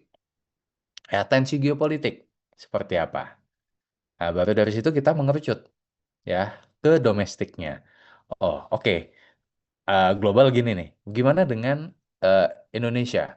Ya, kita lihat nih, trade balance kita positif atau negatif, surplus atau defisit. Ya, karena account-nya gimana, nilai tukarnya gimana, inflasi sekarang terlalu tinggi, terlalu rendah, atau masih di zona aman, BI rate-nya gimana nih arahnya, mau hawkish atau dovish. Ya, PMI indeksnya di atas 50 atau di bawah 50, GDP growth-nya, dan lain sebagainya. Ini kalau saya detailin satu persatu, ini bisa teks another 1-2 jam lagi. Ya, jadi saya ceritakan framework-nya dulu secara garis besar ya. Nah, dari makro analisis ini baru kita mengerucut ke sektoral analisis. Oke, kalau misalkan saya tahu ya arahnya sekarang suku bunga turun, inflasi sehat, PMI naik ya. Oke, kalau seperti itu, ya kira-kira kita punya sektor unggulan tuh apa aja? Nah, ini baru kita lakukan namanya sektoral analisis. Ya, jadi kita define sekarang ini kita ada di economy cycle yang mana, ya, kemudian kebijakan pemerintah seperti apa, ya, misalkan kayak batu bara ada eh, apa? Ada update apa sih? CPO ada update apa sih? Minyak ada update apa sih? Dan segala macamnya. Jadi kita tentukan nih, kita akan fokus investasinya tahun ini di sektor ABCD gitu loh. Baru dari situ kita mengerucut kepada company analisisnya, baik itu secara kuantitatif maupun secara kualitatif seperti itu. Nah, ini saya ada satu contoh, mungkin ini 5 menit terakhir ya. Ini bukan stock recommendation ya teman-teman ya, tapi ini adalah eh, framework thinkingnya yang pengen saya apa namanya pengen saya ceritakan ke teman-teman seperti itu ya. Jadi misalkan kita ambil contoh eh, satu saham ya, ini bukan stock recommendation ya, balik lagi ya. Ini study case itu adalah misalkan TPMA. Nah, saya pengen cerita ke teman-teman ya, apa sih yang kita lihat dari sebuah saham? Ya, karena tadi kan beberapa kali saya sampaikan bukan hanya bicara soal laporan keuangan, tapi kita bicara juga soal eh, kualitatifnya seperti itu. Ya. Hmm. Nah, Pertama, ya kita pahami bisnis proses atau company profile-nya. TPMA ini perusahaan apa sih? Oh, TPMA tuh perusahaan yang dia punya kapal tongkang, dia punya kapal tunda, dia punya tanker, dan dia punya crane barge. Apa sih bisnisnya? Oh, dia mengangkut coal, mengangkut wood chip, mengangkut nikel, mengangkut gypsum, dan lain sebagainya. Ya, at least kita tahu nih, apa yang dilakukan oleh perusahaan. Dia dapat duitnya itu dari mana sih? Nah, itu kita cari tahu gitu ya. Kemudian, nah ini ya bukan cuma soal laba naik laba turun, enggak, tapi kita lihat apa yang mempengaruhi kinerja TPMA. Oh, yang mempengaruhi itu adalah volume pengangkutan, ya kan? Nah, ini kita lihat nih, oh volume pengangkutannya 2017 11,45 juta ton ya. 2018 11,3. Oh, 2019 2020 dia naik ya. Ya, 2021 sempat turun lagi. 2022 dia naik ya, 2023 2024 dia naik ya. Jadi apa namanya? Teman-teman pahami ya, cari tahu kenapa kok si TPMA ini 2023 2024 volumenya bisa naik tajam ya. Nah, itu ya kemampuan kita untuk menginterpretasikan data ya nggak cukup cuman lihat volume pengangkutannya naik. Oke, terus kenapa? Nah, teman-teman harus extra mile ya, kenapa kok volume pengangkutannya bisa naik. Nah, ini sengaja saya emang nggak kasih jawabannya ya, jadi supaya misalkan teman-teman tuh saya trigger untuk cari tahu sendiri gitu. Nah, dari sini kita lihat, oh kalau volume pengangkutan naik ya, maka pendapatannya dia pun juga akan naik ya dari segi nominalnya seperti itu ya. Nah, di sini saya kasih spill deh jawabannya. Oh, 2022, 2023, 2024 ya volumenya naik karena harga batu bara naik. Ya, contoh seperti itu aja. Oh, kalau harga batu bara naik, artinya customer-customernya apa banyak perusahaan batu bara yang menambah menambah produksi batu baranya. Nah, kalau produksi batu bara bertambah, maka volume pengangkutan juga akan bertambah. Nah, hal-hal seperti itu, teman-teman. Ya. Nah, baru dari situ ya kita hubungkan dengan profitabilitasnya. Oh, kalau volumenya pengangkutannya naik, pendapatannya naik. Ya, laba bersih ikut naik. Ya, kemudian net profit marginnya juga ikut naik dan sebagainya. Nah, tapi kenapa nih 2025 turun? Misalkan seperti itu. Nah, itu kita cari tahu lagi, ya.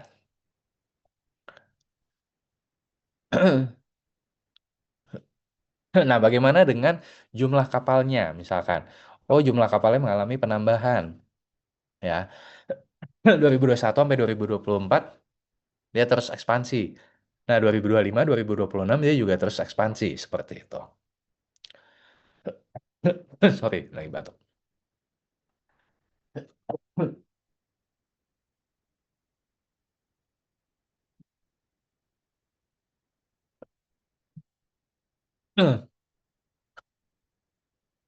Sorry ya teman-teman ya, ini lagi agak sedikit batuk soalnya seharian ini ngomong terus. Ya, jadi apa dari segi makronya misalkan. Gimana sih produksi dan ekspor batu bara Indonesia misalkan ya. Terus ini misalkan ini berapa sih harga batu bara kalau misalkan dibandingkan dengan source of energy lainnya. Nah, ini teman-teman bicara makro. Ya, nah dari informasi-informasi tersebut kita interpretasikan. Oh, misalkan nih, oh DMO batubara Indonesia tuh masih tinggi. Diproyeksikan masih akan tumbuh sampai 2064 juta ton hingga tahun 2030 yang akan datang. Apalagi pemerintah saat ini mengharuskan pemenuhan kebutuhan dalam negeri. Nah, jadi kita bicara seperti itu, teman-teman. Nah, baru dari situ kita apa namanya hitung berapa kira-kira nilai intrinsik dari si TPMA. Nah, ini kalau saya bicara nilai intrinsik, itu juga mungkin sejam 2 jam lagi nih cara menghitung nilai intrinsiknya. Tapi intinya kita ukur ya kita hitung berapa nilai intrinsik perusahaan. Nah kalau misalkan harga sahamnya itu di bawah ini misalkan ya harga wajar sekian tuh kita tentukan ada hitung-hitungannya. Jadi bukan cap cap cap kembang kuncup gitu loh. Ya tapi kalau misalkan kita tahu harga sahamnya sekian, nilai wajarnya jauh di atas ya berarti harga saham tersebut under value. Nah, jadi kita bisa apa ya ibaratnya mungkin mengeksplor lebih jauh ya, menganalisa lebih jauh saham ini. Tapi kalau misalkan ternyata harga sahamnya udah mahal dan nilai intrinsiknya jauh di bawah harga saat ini, ya kita lebih baik hindari seperti itu. Ya, jadi itu beberapa contoh ya teman-teman ya, yang saya mau sampaikan studi kasusnya. Ini mungkin saya skip aja karena keterbatasan waktu. Ya, ini mungkin slide terakhir dari saya. Jadi teman-teman ubah mindsetnya dari old mindset menjadi modern mindset ya. Jadi bukan lagi yang penting murah ya, bukan lagi fokus on balance sheet doang, tapi kita cari wonderful company yang terus bertumbuh tapi valuasinya masih fair price saya sebutnya. Ya, fokus on profitability, harus growth, dan ada narasi atau ada growth story di baliknya. Jadi change your mindset seperti itu ya. Jadi jangan sampai terjebak dengan misalkan ya emiten satu ini serial ya.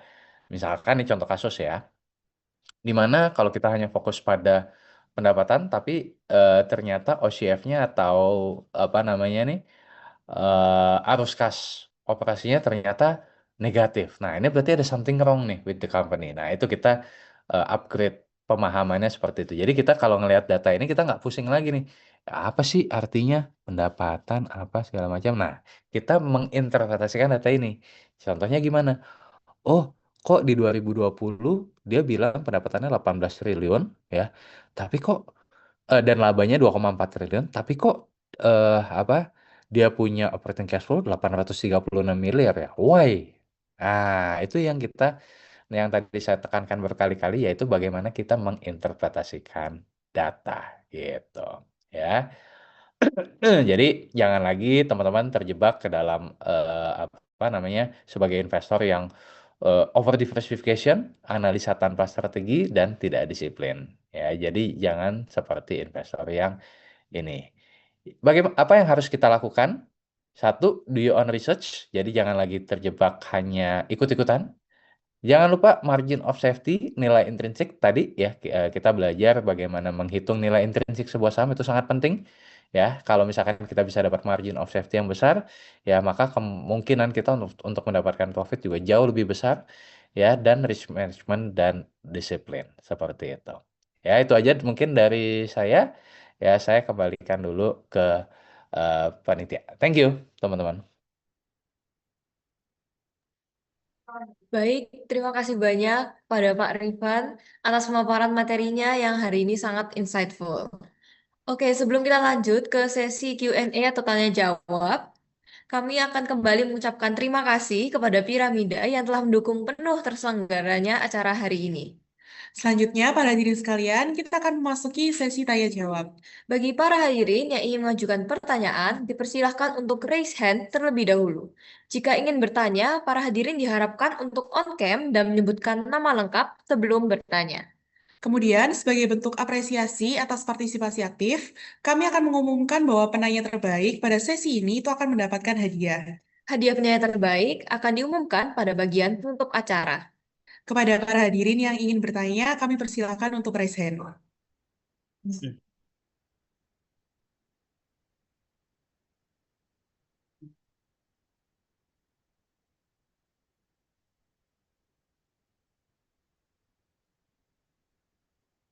Kepada Jonathan Juvan, mungkin boleh silakan on cam, kemudian on mic untuk bertanya.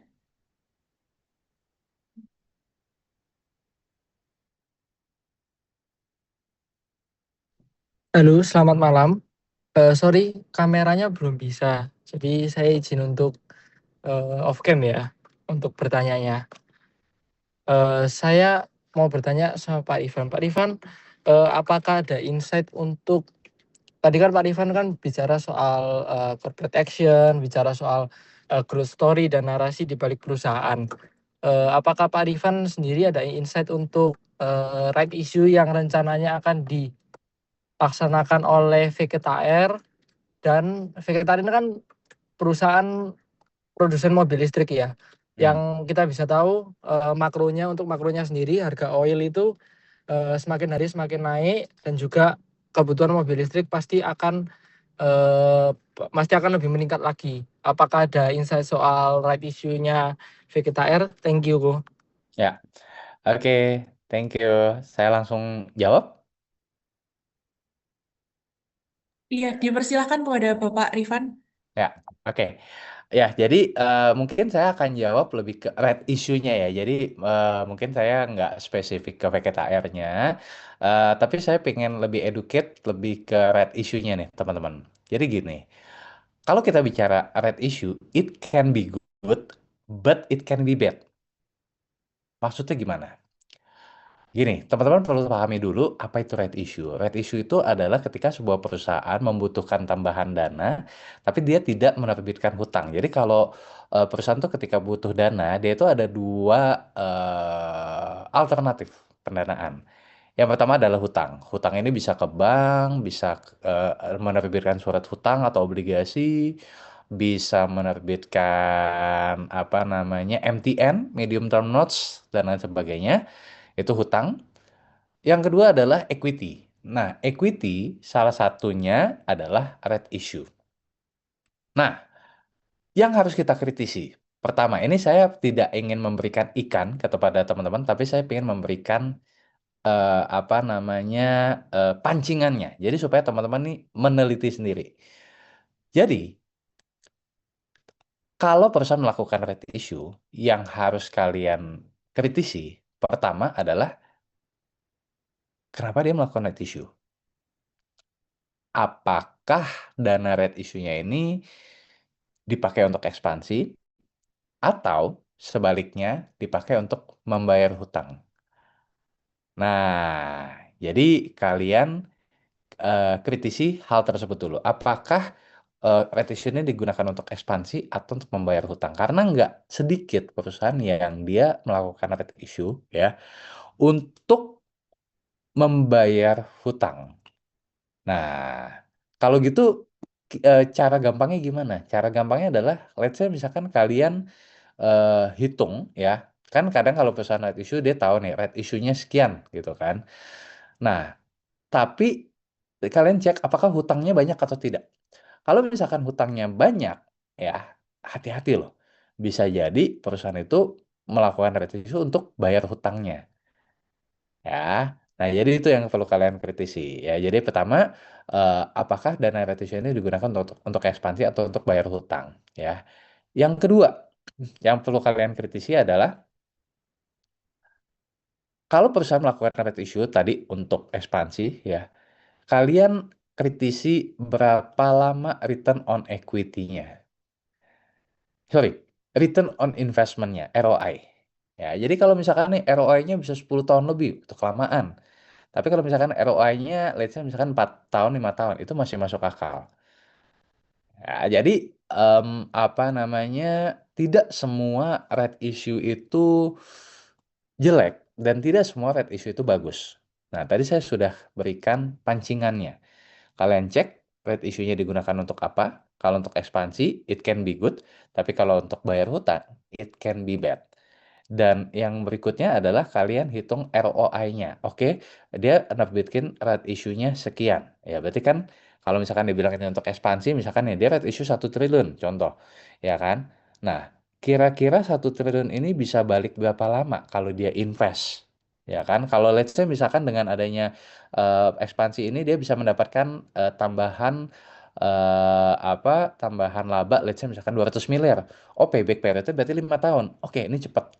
Tapi kalau misalkan nih, apa namanya, estimasinya dia akan dapat tambahan dana itu sekitar 20 miliar.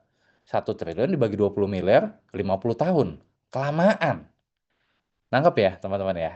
Gitu. Jadi, itu pancingan-pancingan yang harus kalian jawab. Semoga menjawab ya. Thank you, Pak. Ya, terima kasih Pak Kurniawan, Bapak Rifan atas jawabannya dan Pak Jonathan atas pertanyaannya. Selanjutnya mungkin untuk Bapak Didi Wahyudi, boleh untuk on mic. Ya, terima kasih. Selamat malam Pak Rifan. Saya termasuk yang sering mendengarkan podcastnya Pak Rifan, belajar banyak dari sana. Terima kasih. Thank you, Pak Saya Didi. ada beberapa pertanyaan, ya saya buat cepat saja. Yang pertama, Pak Rifan tadi sempat cerita kalau bisa company visit ya, gitu. Tetapi untuk retail seperti kami ini saya merasa ada bagaimana mendapatkan akses seperti itu untuk mendapatkan privilege untuk company visit itu. Yang kedua, eh, mungkin bulan Maret ini adalah contoh yang baik. Eh, saya saya setahun ini mulai masuk ke pasar saham. Saya bagi dua portfolionya, satunya untuk investasi, satunya untuk trading. Nah, yang di bulan Maret ini, terutama setelah perang Iran itu yang harusnya investasinya baik, itu kok malah tambah gak karuan gitu ya. Hmm. Nah, kira-kira sampai dalam kondisi apa? Apakah gaya apa sebagai investor itu tetap relevan untuk semua masa ataukah dalam kondisi tertentu harus switch ke gaya yang lain. Hmm. Kemudian pertanyaan terkait itu, apakah Pak Rifan selalu menjadi investor ataukah artinya selalu mengandalkan capital gain dan dividen ataukah pernah juga untuk take profit gitu. Ya. Itu aja dulu Pak. Terima kasih. Ya, thank you Pak Didik. Nanti kalau saya ada apa yang kelupaan, tolong diingetin lagi ya Pak ya. Jadi tadi mungkin yang apa namanya, yang pertama dulu tadi mengenai, aduh, tiba-tiba jadi dulu Pak. Sorry Pak, boleh diulang yang pertama Pak? Mengenai company visit. Company visit. Yes. Jadi eh kenapa bisa company visit ya? Mungkin ini sedikit di luar konteks sedikit Pak. Jadi memang satu, kalau saya pribadi itu kan memang apa ya, membangun relasi. Jadi kami membangun relasi dengan perusahaan-perusahaan. Kita juga mungkin kan eksistensi. Kalau saya kan ya cukup aktif juga ya Pak, di tadi Bapak sempat sebutkan misalkan di podcast, di sosial media itu sebenarnya membantu gitu. Ya, dan berikutnya saya juga punya komunitas. Jadi artinya kita punya dalam tanda kutip ya mungkin privilege ya bahasanya untuk bisa mengadakan company visit ya.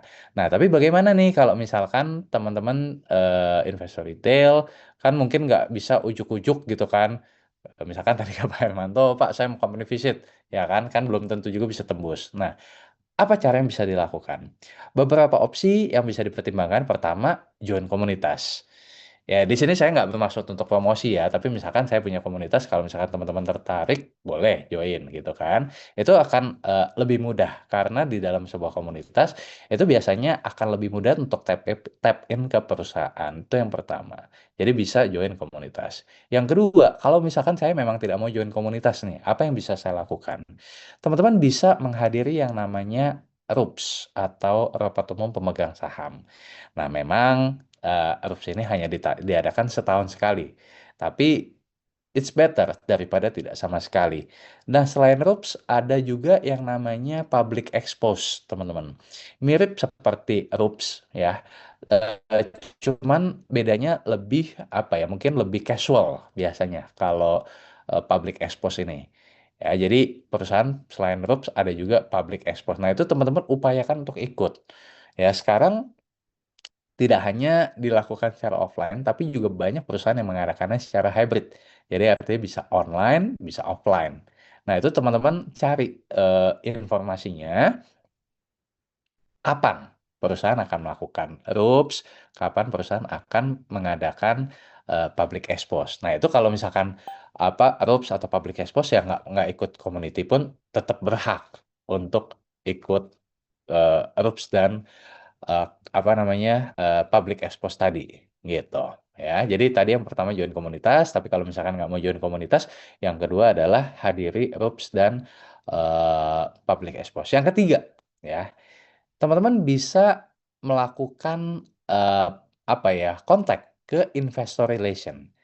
Ya, caranya bagaimana? Caranya adalah kalau di laporan tahunan atau di laporan keuangan atau di deck presentation emiten, itu di halaman belakang biasanya ada tulisan contact us atau investor relation contact. Nah, ada biasa email, ya kan? Nah, teman-teman bisa untuk sampaikan email. Cuma ini memang ada investor relation yang sigap gitu ya untuk menjawab pertanyaan-pertanyaan, tapi tidak bisa dipungkiri ada juga yang tidak sigap gitu loh. Ya 50-50 memang apa namanya chance-nya kalau misalkan di email seperti itu. Ya, jadi mungkin itu beberapa yang bisa Pak Didik dan teman-teman lakukan kalau misalkan ingin mendapatkan apa ya informasi lebih lah ya dari si emiten seperti itu. Nah, itu pertanyaan yang pertama. Kemudian yang kedua adalah tadi disampaikan kalau saya nggak salah tangkap di bulan Maret kok jadi agak ini gitu ya apa namanya portfolionya. Beberapa faktor, Pak. Ini kalau kita bicara di tahun 2026 ini challenge-nya tuh cukup banyak. Jadi di bulan Januari kita mendapatkan surat cinta dari MSCI, ya di mana MSCI menyoroti soal transparansi, menyoroti soal likuiditas perdagangan dan lain sebagainya. Nah, kemudian yang berikutnya apa? Perang, yaitu Iran dan Israel dan US ini perang, ya kan? Di mana eskalasinya ini lebih tinggi atau lebih luas dibandingkan dengan 2 tahun lalu di 2024. Nah, market panik dong pasti, ya kan? Dan membuat harga sahamnya, membuat ISG turun, ditambah lagi dengan ya banyak saham-saham yang sebelumnya naiknya nggak karu-karuan, over value, ya akhirnya turun drastis. Ya, demikian pula mungkin dengan saham-saham fundamental. Mungkin dalam beberapa podcast saya sering pernah menyampaikan waktu MSCI lebih tahan banting, tapi di bulan Maret ini apakah kena? Tetap kena. Ya, cuma penurunannya lebih sedikit dibandingkan dengan IHSG. Jadi kalau misalkan nih kayak year to date IHSG turun 20% ya sampai dengan Jumat lalu. Mungkin portfolio cuma turun 5-6% gitu loh. Tetap impact tapi penurunannya lebih eh, apa namanya lebih landai. Nah, saya nggak tahu nih kalau Pak Didik dan teman-teman yang lain portfolionya apa. Tapi coba dicek saham apa yang paling banyak mengalami penurunan. Ya, kalau saham-saham fundamental biasanya nih ini secara garis besar itu mungkin bisa turun 10-20%. Tapi kalau misalkan nih kayak saham-saham Konglo yang tahun lalu naiknya bisa sampai gila-gilaan, itu kalau diukur secara year to date banyak yang turunnya bisa 50%, 40%, 50% atau lebih gitu. Nah, jadi lihat dulu sahamnya apa ya. Kenapa portfolio bisa turun? Ya lihat lagi sahamnya apa. Nah, saran saya adalah gini, eh kita harus bedakan mana saham yang harus di cut loss dan mana saham yang tidak perlu di cut loss. Ya, dalam artian gini, yang menentukan menurut saya adalah valuasinya. Ya, jadi contoh kalau misalkan Bapak, saya nggak tahu kan sahamnya apa, eh Bapak lihat, Bapak timing masuknya di mana? Ya, kalau misalkan yang tadi saya cerita tuh, Bapak masuknya di saham A, harganya tinggi, Bapak masuk, ya kan, apalagi valuasinya PE ratio-nya misalkan sampai ratusan kali, ya menurut saya itu cut loss. Ya, tapi kalau misalkan ada saham B nih, Bapak udah masuknya di harga murah nih, tapi karena perang, ya sahamnya turun-turun juga. Apakah perlu di cut loss? Tidak. Karena Bapak beli di valuasi yang murah. Ya, ibaratnya gampangnya kayak kita punya rumah, katakanlah misalkan market value-nya itu adalah, let's say ya, misalkan 500 juta, tapi lagi ditawar pasar 400 juta. Apakah kita mau jual? Tentu tidak. Karena kita tahu, at least rumah ini market value 500 juta. Sekarang lagi ditawar 400 juta. Ya, saya nggak perlu jual. Demikian pula dengan saham. Kalau ada saham, saya tahu nih, intrinsic value dari perusahaan ini adalah Rp1.000. Sekarang harganya lagi didiskon jadi 800. Apakah saya jual? Tidak. Karena saya tahu perusahaan ini harusnya dijualnya di harga Rp1.000 per lembar saham. Nah, jadi itu yang ngebedain mana yang perlu di cut loss atau tidak. Nah, kemudian tadi pertanyaan berikutnya adalah kalau saya tidak salah tangkap, apakah saya mengubah gaya gitu ya? Jadi gini, kita ketika menjadi seorang investor, tetap kok kita mengharapkan capital gain, tetap kok kita mengharapkan dividen. Ya, jadi ketika harga sahamnya sudah mencapai nilai intrinsiknya, maka kita tetap melakukan profit taking. Ya. Nah, jadi kita itu ibaratnya kayak di dalam portfolio itu kita terus gulung, Pak. Jadi artinya nih, oh kita udah masuk ke satu saham, ternyata sahamnya naik nih, ya mencapai nilai intrinsiknya. Kita jual. Tapi bisa jadi ada saham lain yang si B gitu ya, harga sahamnya belum mencapai nilai intrinsiknya. ya udah kita masih bisa tetap hold saham tersebut. Nah, yang si A tadi ketika kita jual, ya kan dalam bentuk cash lagi dong. Nah, kita puterin lagi nih, ya kemana? Bisa jadi ke perusahaan B, bisa jadi ke perusahaan baru, misalkan perusahaan C. Intinya adalah kita terus gulung eh, dana kita di portfolio supaya dalam jangka panjang ya kita menghasilkan return dan apresiasi nilai. Kurang lebih seperti itu, Pak Didik. Semoga menjawab. Terima kasih, Pak. Sama-sama, Pak.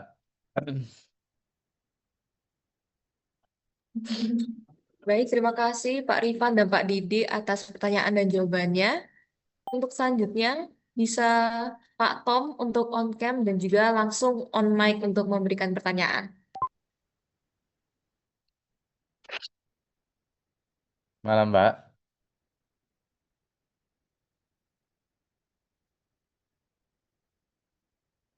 Ya, Pak.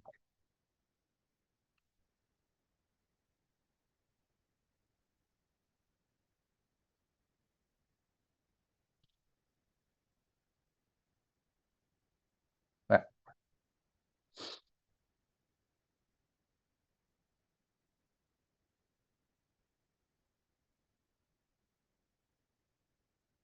Hmm.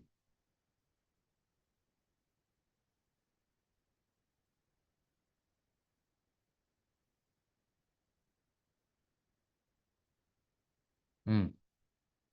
Hmm.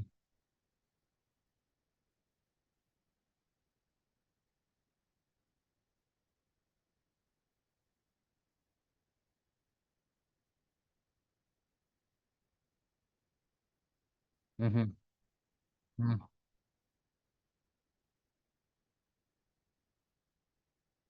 Hmm.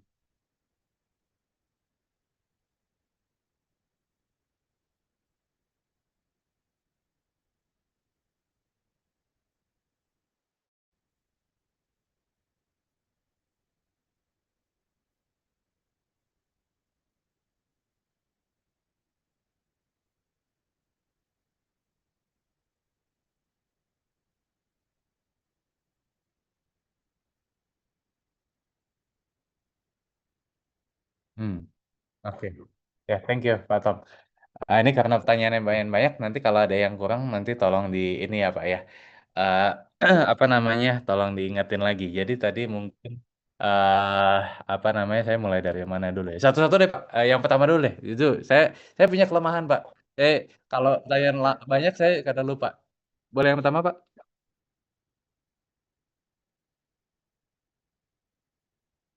Oke. Oke, itu dulu ya, Pak ya. Oke, satu-satu dulu. Ya, jadi kalau saya punya investment style, apa namanya, style saya pribadi, itu saya tetap fundamental, tapi saya suka saham-saham turnaround dan cyclical. Jadi dua spesialisasi saya, Pak. Nah, kenapa saya suka saham turnaround? Karena gampangnya gini, Pak. Kalau misalkan nih ada perusahaan labanya turun 20%, kecenderungan ya yang saya lihat adalah harga sahamnya itu bukan turun 20%, Pak. Tapi harga sahamnya itu bisa turun 40%, 50%, 60% atau lebih. Nah, jadi market itu seringkali menghukum sebuah saham, harga saham sebuah perusahaan itu jauh lebih kejam daripada penurunan si profitabilitas perusahaan tersebut. Nah, ketika ada perusahaan yang seperti itu, saya tertarik, Pak. Saya akan cari tahu kenapa kok saham ini harga sahamnya bisa turun demikian banyak. Oh, ternyata labanya turun.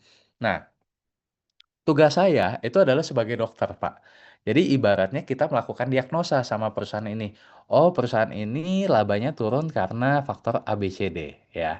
Nah, saya akan cari tahu apakah penurunan ini hanya sifatnya temporer atau sifatnya akan berkepanjangan. Nah, di situ saya membuat hipotesa, ya kan? Nah, kalau menurut saya perusahaan ini labanya turun sifatnya temporer dalam artian misalkan 1 tahun, tapi tahun berikutnya dia akan balik lagi, ya. Itu menurut saya buying opportunity. Tapi kalau misalkan saya menurut diagnosa saya, wah ini kayaknya masalahnya berat nih. Misalkan nih hutangnya terlalu besar, ada kompetitor yang menggerus dengan harga yang gila-gilaan, ada apalah pokoknya faktor-faktor yang menurut saya berat, itu saya nggak ambil gitu. Jadi saya akan fokus di saham-saham turnaround yang menurut penilaian saya kemungkinan untuk baliknya itu jauh lebih besar. Nah, sama saham siklikal. Nah, saham siklikal ini menariknya kalau di Indonesia itu kan banyak sekali saham siklikal. Mau itu batu bara, mau itu CPO, mau itu nikel, mau itu emas, mau itu oil and gas dan lain sebagainya, itu pilihannya banyak. Nah, kebetulan memang saya suka makro, Pak. Jadi saya menilai diri saya punya kelebihan untuk bisa memprediksi lah kira-kira ya sektor yang akan manggung tuh apa gitu dari segi cyclical gitu. Nah, jadi saya mungkin menilai diri saya punya kekuatan di sana. Nah, kalau ditanya tadi kalau nggak salah persentasenya ya, ya ini ambil contoh aja. Misalkan kayak Indika. Indika saya pernah beli di harga 700, jualnya di sekitar 2.800 sampai 3.000. Itu berarti 4 kali lipat. Ya, kemudian misalkan kayak tahun lalu deh 2025 ada saham Archie. Nah, itu saya beli dari 300-an, ya saya jual itu di area 1.200, 1.300 sampai 1.500. Ya, itu berarti itu kurang lebih sekitar 4 sampai 5 kali gitu. Ya, jadi maksud saya apa namanya? Saya suka tipikal saham-saham yang turnaround dan cyclical. Nah, itu untuk pertanyaan pertama. Pertanyaan kedua boleh, Pak? Silakan. Tadi boleh diulangin?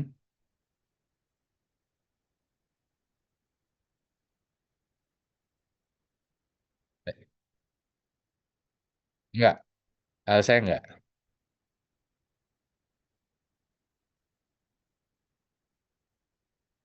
Ah, oke. Ya, ya. Oke, ya. Jadi sebenarnya kalau untuk saham ya, ini sebenarnya tim saya yang lebih banyak pakai gitu ya. Tapi tim saya nih sebenarnya combine, Pak. Jadi kalau misalkan kayak mau mau lihat yang seputar kayak makro gitu ya, Pak ya. Itu kemarin tim saya bilang pakai Grok. Jadi Grok ini kan dia base-nya itu adalah Twitter ya Pak ya, X sekarang namanya. Nah itu banyak cuitan-cuitan Trump yang mempengaruhi pasar. Nah itu tim saya pakai Grok, ya kan.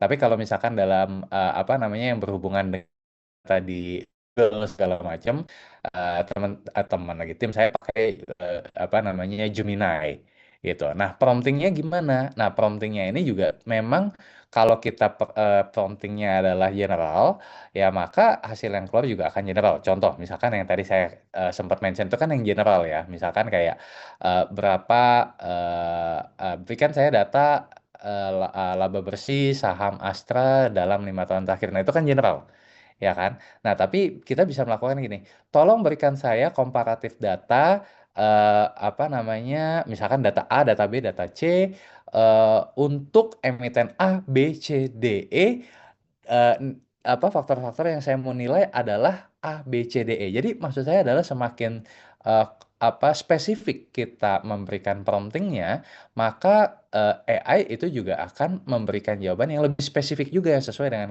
kemauan kita, gitu. Jadi maksud saya lebih baik kita juga melakukan prompting yang spesifik. Kita mau nyarinya apa, gitu. Ya, mudah-mudahan menjawab, Pak. Nah, next question tadi apa? Yang bayar, yang bayar. Iya, memang ada perbedaan lah gitu. Tim saya yang menggunakan mereka feedback berbayar. Kenapa?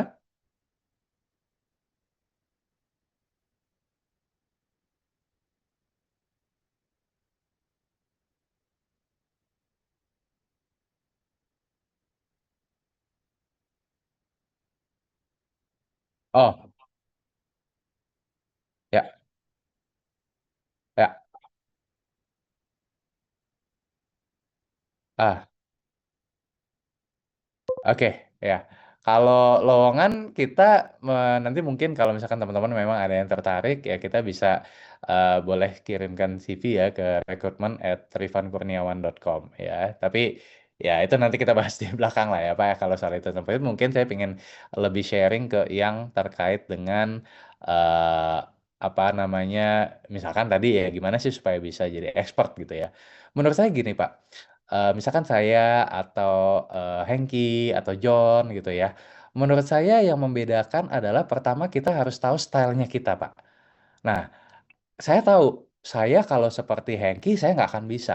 Saya disuruh kayak Hengki cara baca analisa Bitover, kepala saya langsung botak, Pak. Ya. Demikian pula Hengki, kalau misalkan Hengki disuruh belajar fundamental, mungkin dia juga apa namanya pusing gitu loh. Nah, yang kami tahu adalah pendekatan kami berbeda, tapi kita tahu kekuatan kita di mana. Nah, jadi demikian pula dengan teman-teman ya. Please luangkan ya menurut saya 2 tahun lah, 2 tahun pertama di pasar modal itu untuk explore. Jadi teman-teman mau belajar tentang fundamental, teman-teman mau belajar tentang technical, belajar tentang analisa bid offer, belajar tentang bandarmologi dan lain sebagainya, please explore. Namanya ilmu itu kan tidak terbatas. Silakan ya, tapi limit yourself. Artinya apa?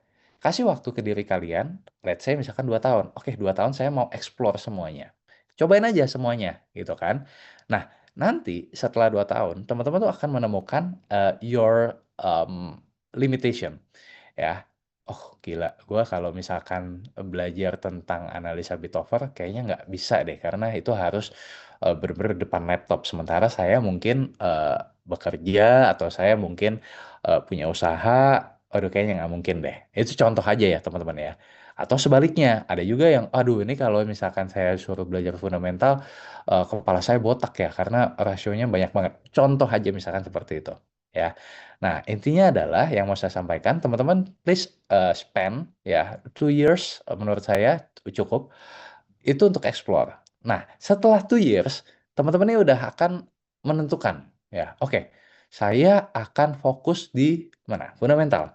Atau saya akan fokus di pendekatan analisa bit offer. Ya, itu teman-teman harus fokus. Nah, itu poin pertama saya. Poin kedua mengenai privilege. Apakah saya, Hengki, dan teman-teman yang lain mungkin apakah punya privilege? Menurut saya, kesamaan kita adalah kita belajar, kita sama-sama belajar otodidak sebenarnya, Pak. Ya, saya juga ngobrol juga dengan Hengki gitu kan. Itu tidak ada yang, apa ya, bisa dibilang kayak mentor yang benar-benar ngajarin. Ilmu kita tuh ilmu pengalaman, Pak. Tes apa namanya, tes lagi, ya kan, ternyata failed, ya kita, apa namanya, coba lagi gitu loh. Kayak contoh misalkan kalau saya, mungkin saya nggak bisa cerita versinya Hengki, tapi saya bisa cerita versinya saya. Contoh misalkan, saya ngetes Pak, oh kalau misalkan saya beli saham A gitu ya, yang PE ratio-nya murah ya, berapa kejadian Pak, atau berapa pengalaman, itu sahamnya nggak naik-naik. Saya bingung, ini apa yang salah gitu kan. Kok udah bener nih dari buku-buku yang saya baca, beli saham yang PI-nya di bawah 10, beli yang PBB 1. Kok nggak naik-naik? Ternyata di situ saya belajar. Oh, ternyata market itu ya bukan cuma nyari yang murah, tapi cari yang bertumbuh. Pas saya cek, oh, saya tahu perusahaan ini meskipun murah, tapi perusahaannya udah tidak bertumbuh. Ya kan? Itu contoh aja, Pak. Nah, demikian pula saya tes. Saya pernah beli saham yang PE ratio-nya di atas 10, PBV di atas 1, tapi naik. Kok bisa? Oh, ternyata karena perusahaan itu bertumbuh. Nah, kemudian tadi yang saya cerita, ya, saya tes lagi. Saya beli perusahaan yang sakit, ya kan? Tapi dia turnaround. Ya, contohnya apa? Misalkan kalau dalam di buku multibagger yang saya tulis gitu ya, itu ada saham misalkan kayak Indika. Indika ketika saya beli itu ruginya triliunan, Pak. Ya kan? Tapi seiring dengan harga komoditas membaik, efisiensinya juga jauh lebih baik, dia juga melakukan ada beberapa pembenahan segala macam, itu detailnya nanti boleh dibaca di buku yang saya tulis ya. Dia turnaround ya dari yang tadinya rugi jadi profit. Ya, ada lagi beberapa contoh kasus lainnya. Nah, di situ saya belajar gitu loh. Oh, ternyata market tuh kalau misalkan lihat harga saham apa perusahaan labanya turun 20% tuh nggak sahamnya nggak turun 20%, tapi bisa turun 50%. Tapi saya perhatikan polanya. Tapi begitu labanya naik lagi, oh, harga sahamnya bisa naiknya gila ya. Kayak gitu, Pak. Jadi saya pelajari itu. Nah, disitulah saya menemukan edge-nya saya nih di mana. Oh, edge-nya saya adalah atau spesialisasi saya adalah di saham-saham yang turnaround dan cyclical tadi. Kurang lebih seperti itu, Pak. Hari Sabtu. Oh, yang mana nih, Pak? Oh, enggak. Itu kayaknya ada pembicara yang lain nanti, Pak. Iya. Thank you. Thank you. Selamat malam, Pak Tom.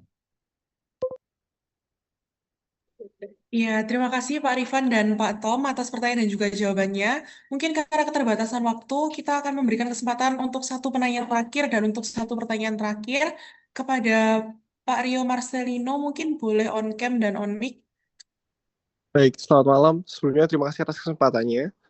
Untuk sekarang saya nggak bisa on mic gara-gara masih di jalan ya. Untuk pertanyaannya, mungkin bisa dijelasin sama Pak Rifan, apa sih itu pembagian saham bonus yang berasal dari agio saham? Itu kan kayak akhir-akhir ini semenjak ada isu MSCI itu, banyak perusahaan yang berusaha berbenah diri dengan melakukan aksi korporasi ini. Apa sih aksi korporasi ini dan mungkin efeknya bagi perusahaan dan juga investor itu apa? Dan mungkin pertanyaan kedua, kan tadi seperti study case-nya Pak Irfan melakukan TP itu di 3 harga berbeda atau mungkin beberapa harga berbeda gitu. Kenapa kok melakukan itu dan gimana cara kita bisa tahu kapan kita harus mulai TP dan kapan kita harus mulai TP dan membaginya gitu. Sekian. Ya. Oke, saya mungkin jawab yang kedua dulu kali ya, Pak ya, mengenai TP. Jadi thank you Pak Rio by the way untuk pertanyaannya ya. Jadi TP itu kalau dalam kaidahnya fundamental dan value investing, Pak, itu kita akan TP ketika harga sahamnya sudah mencapai nilai intrinsiknya. Nah, nilai intrinsik ini bisa dihitung dari mana? Bisa dihitung dari beberapa metode. Salah satu yang cukup sering digunakan adalah DCF atau discounted cash flow. Ya, kemudian ada lagi pendekatan lain misalkan kayak dividen discounted model. Nah, itu ada keilmuannya, Pak, seperti itu. Nah, jadi kalau misalkan kita sudah tahu berapa nilai intrinsiknya, nilai intrinsik itulah yang menjadi istilahnya target TP kita, gitu, Pak. Gitu. Nah, beda kalau misalkan dengan trading. Kalau trading biasanya lihat momentum. Contoh, misalkan ketika harga sahamnya naik, terus abis itu trennya patah, misalkan. Nah, itu dia melakukan profit taking, ya kan? Atau kalau misalkan dalam analisa bid offer, contoh ketika misalkan dia lihat ada let's say misalkan sekuritas tertentu yang dinilainya adalah smart money mulai melakukan distribusi. Nah, dia melakukan penjualan atau TP. Jadi beda-beda, Pak. Ya, mau secara analisa bid offer target TP-nya beda, secara teknikal cara menentukan target TP-nya beda. Nah, kalau saya mungkin ranahnya lebih ke fundamental, saya lebih melihat bagaimana berapa nilai intrinsiknya dia atau nilai wajarnya dia, dan itu adalah jadi target TP-nya kita. Nah, bagaimana kalau misalkan ternyata di tengah-tengah perjalanan, let's say misalkan trennya patah. Nah, kalau tadi teknikal kan akan jual. Nah, kalau di dalam fundamental tidak jual. Gitu. Jadi memang harus dibedakan. Kita mau pakai apa gitu. Nah, saran saya jangan gini, jangan kita masuk secara fundamental keluar secara teknikal. Atau sebaliknya, masuk secara teknikal, keluar secara fundamental. Jadi maksud saya, kalau kita masuk secara fundamental, keluarnya juga harus dengan secara fundamental. Demikian pula, kalau masuknya secara teknikal, keluarnya juga secara teknikal. Seperti itu. Ya, jadi itu mungkin pertanyaan yang kedua. Terus kemudian yang pertanyaan pertama mengenai saham bonus ya. Jadi gampangnya gini, Pak, saham bonus itu sebenarnya adalah saham tambahan yang dibagikan perusahaan ya kepada pemegang saham secara gratis. Nah, diambil dari mana? Bisa diambil dari saldo laba atau retained earnings atau agio saham. Nah, jadi bukan karena jadi perusahaan tuh mengubah sebagian cadangan ya atau saldo laba tadi menjadi modal saham gitu. Nah, apakah kita harus keluar uang? Enggak, kita nggak keluar uang, tapi jumlah saham kita bertambah. Ya, jadi secara nilai total investasi secara teori sebenarnya tetap sama, cuman jumlah sahamnya yang bertambah. Nah, cara kerja gimana biar lebih gampang? Contoh misalkan gini, misalkan kita punya 1.000 lembar gitu ya. Harga saham sebelum bonus itu misalkan Rp1.000. Berarti kan 1.000 lembar saham dikali 1.000 itu 1 juta. Ya, perusahaan bagi saham bonus rasionya 1:1. Artinya setiap satu saham lama itu dapat satu saham baru. Hasilnya gimana? Hasilnya adalah jumlah saham kita yang tadinya Rp1.000 1000 lembar itu jadi 2000 lembar karena rasio saham bonusnya tadi 1:1. Kita punya 1000 lembar, ya kita dapat saham bonus 1000 lembar lagi jadi 2000 lembar. Nah, tapi harga sahamnya itu akan turun, Pak. Dari yang 1000 menjadi 500. Nah, apakah value-nya berubah? Tidak. Ya, value-nya tetap sama. Karena tadi kita punya 1000 lembar, nilainya per lembar sahamnya 1000, berarti 1000 dikali 1000 1 juta. Nah, sekarang kita punya 2000 lembar tapi harganya jadi 500. 2000 dikali 500 ya tetap sama-sama 1 juta rupiah juga seperti itu. Ya. Dampaknya kepada investor apa? Secara teoritis apakah ini bikin kita jadi lebih kaya karena jumlah sahamnya bertambah? Enggak. Ya, tidak membuat kita lebih kaya, ya. Jadi karena nilainya sama. Apakah mengubah valuasi perusahaan? Tidak, ya. Karena secara valuasi perusahaan tetap sama. Ya, jumlah sahamnya bertambah tapi nilai sahamnya atau harga sahamnya berubah juga sesuai dengan rasionya tadi. Jadi saham bonus itu hanya memecah kue itu menjadi lebih banyak potongan gitu. Yang jumlahnya tadi misalkan jumlah saham beredarnya ada 1 juta lembar saham, let's say misalkan dengan saham bonus ini jadi 2 juta lembar saham, seperti itu. Nah, cuman secara psikologis bisa jadi harga yang terlihat lebih murah ini bisa jadi meningkatkan minat dari investor retail. Karena tadi tuh, misalkan harganya masih 1000, berarti kalau misalkan saya beli 100 lembar, ya berarti saya harus keluar 100.000 rupiah. Tapi kalau misalkan harganya jadi 500, ya, saya mau beli 100 lembar, maka saya cukup mengeluarkan 50.000 rupiah setengahnya. Berarti kan dengan harga yang lebih murah, ini bisa menciptakan likuiditas yang lebih besar gitu. Jadi menarik investor retail. Nah, karena makin banyak investor retail yang bisa beli, ya likuiditasnya itu biasanya meningkat. Ya, nah biasanya tuh yang tadi saya sempat mention, kalau banyak trader yang suka sahamnya yang rame. Nah, bagaimana supaya sahamnya rame? Ya harga sahamnya dibikin murah. Salah satunya tadi dengan saham bonus. Ya begitu transaksinya rame, ya trader masuk, ya harga sahamnya bisa akan meningkat lagi seperti itu. Ya, jadi itu pengertian dari mengenai saham bonus. Gitu. Mudah-mudahan jawab ya, Pak ya. Baik, Pak. Terima kasih. Menjawab. Ya, terima kasih. Mohon maaf, para hadirin sekalian, sesi Q&A untuk sore hari ini telah berakhir. Terima kasih sekali lagi kami ucapkan kepada Bapak Rifan atas materi dan jawabannya yang sangat insightful. Para hadirin yang kami hormati, sebagai bentuk penghargaan, selanjutnya akan dilakukan pemberian sertifikat kepada narasumber. Pemberian sertifikat akan dilakukan secara simbolis melalui share screen. Pada sesi kali ini, kami akan melakukan dokumentasi kepada Bapak Rifan. Kami persilahkan.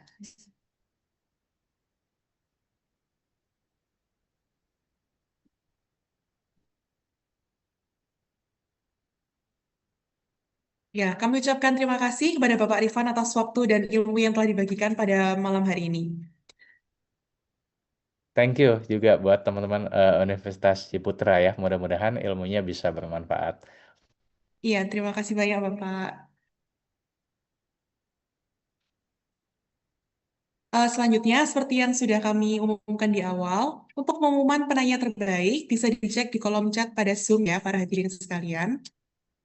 Selamat kepada penanya terbaik. Untuk Bapak Ibu, jangan lupa untuk memastikan untuk menghubungi panitia untuk koordinasi hadiah lebih lanjut. Terima kasih kepada seluruh hadirin yang telah aktif bertanya dan para hadirin yang kami hormati, tibalah kita di penghujung acara. Sebelum kita menutup kegiatan pada malam hari ini, marilah kita akhiri dengan berdoa. Berdoa akan saya pimpin secara universal. Ya Tuhan, kami mengucapkan syukur dan atas penyertaan-Mu sehingga rangkaian acara Investment Week pada hari ini dapat berjalan dengan Ini hanya akan dibuka selama 10 menit, jadi pastikan para hadirin untuk mengisi sebelum link ditutup. 10 menit, kita mulai dari sekarang.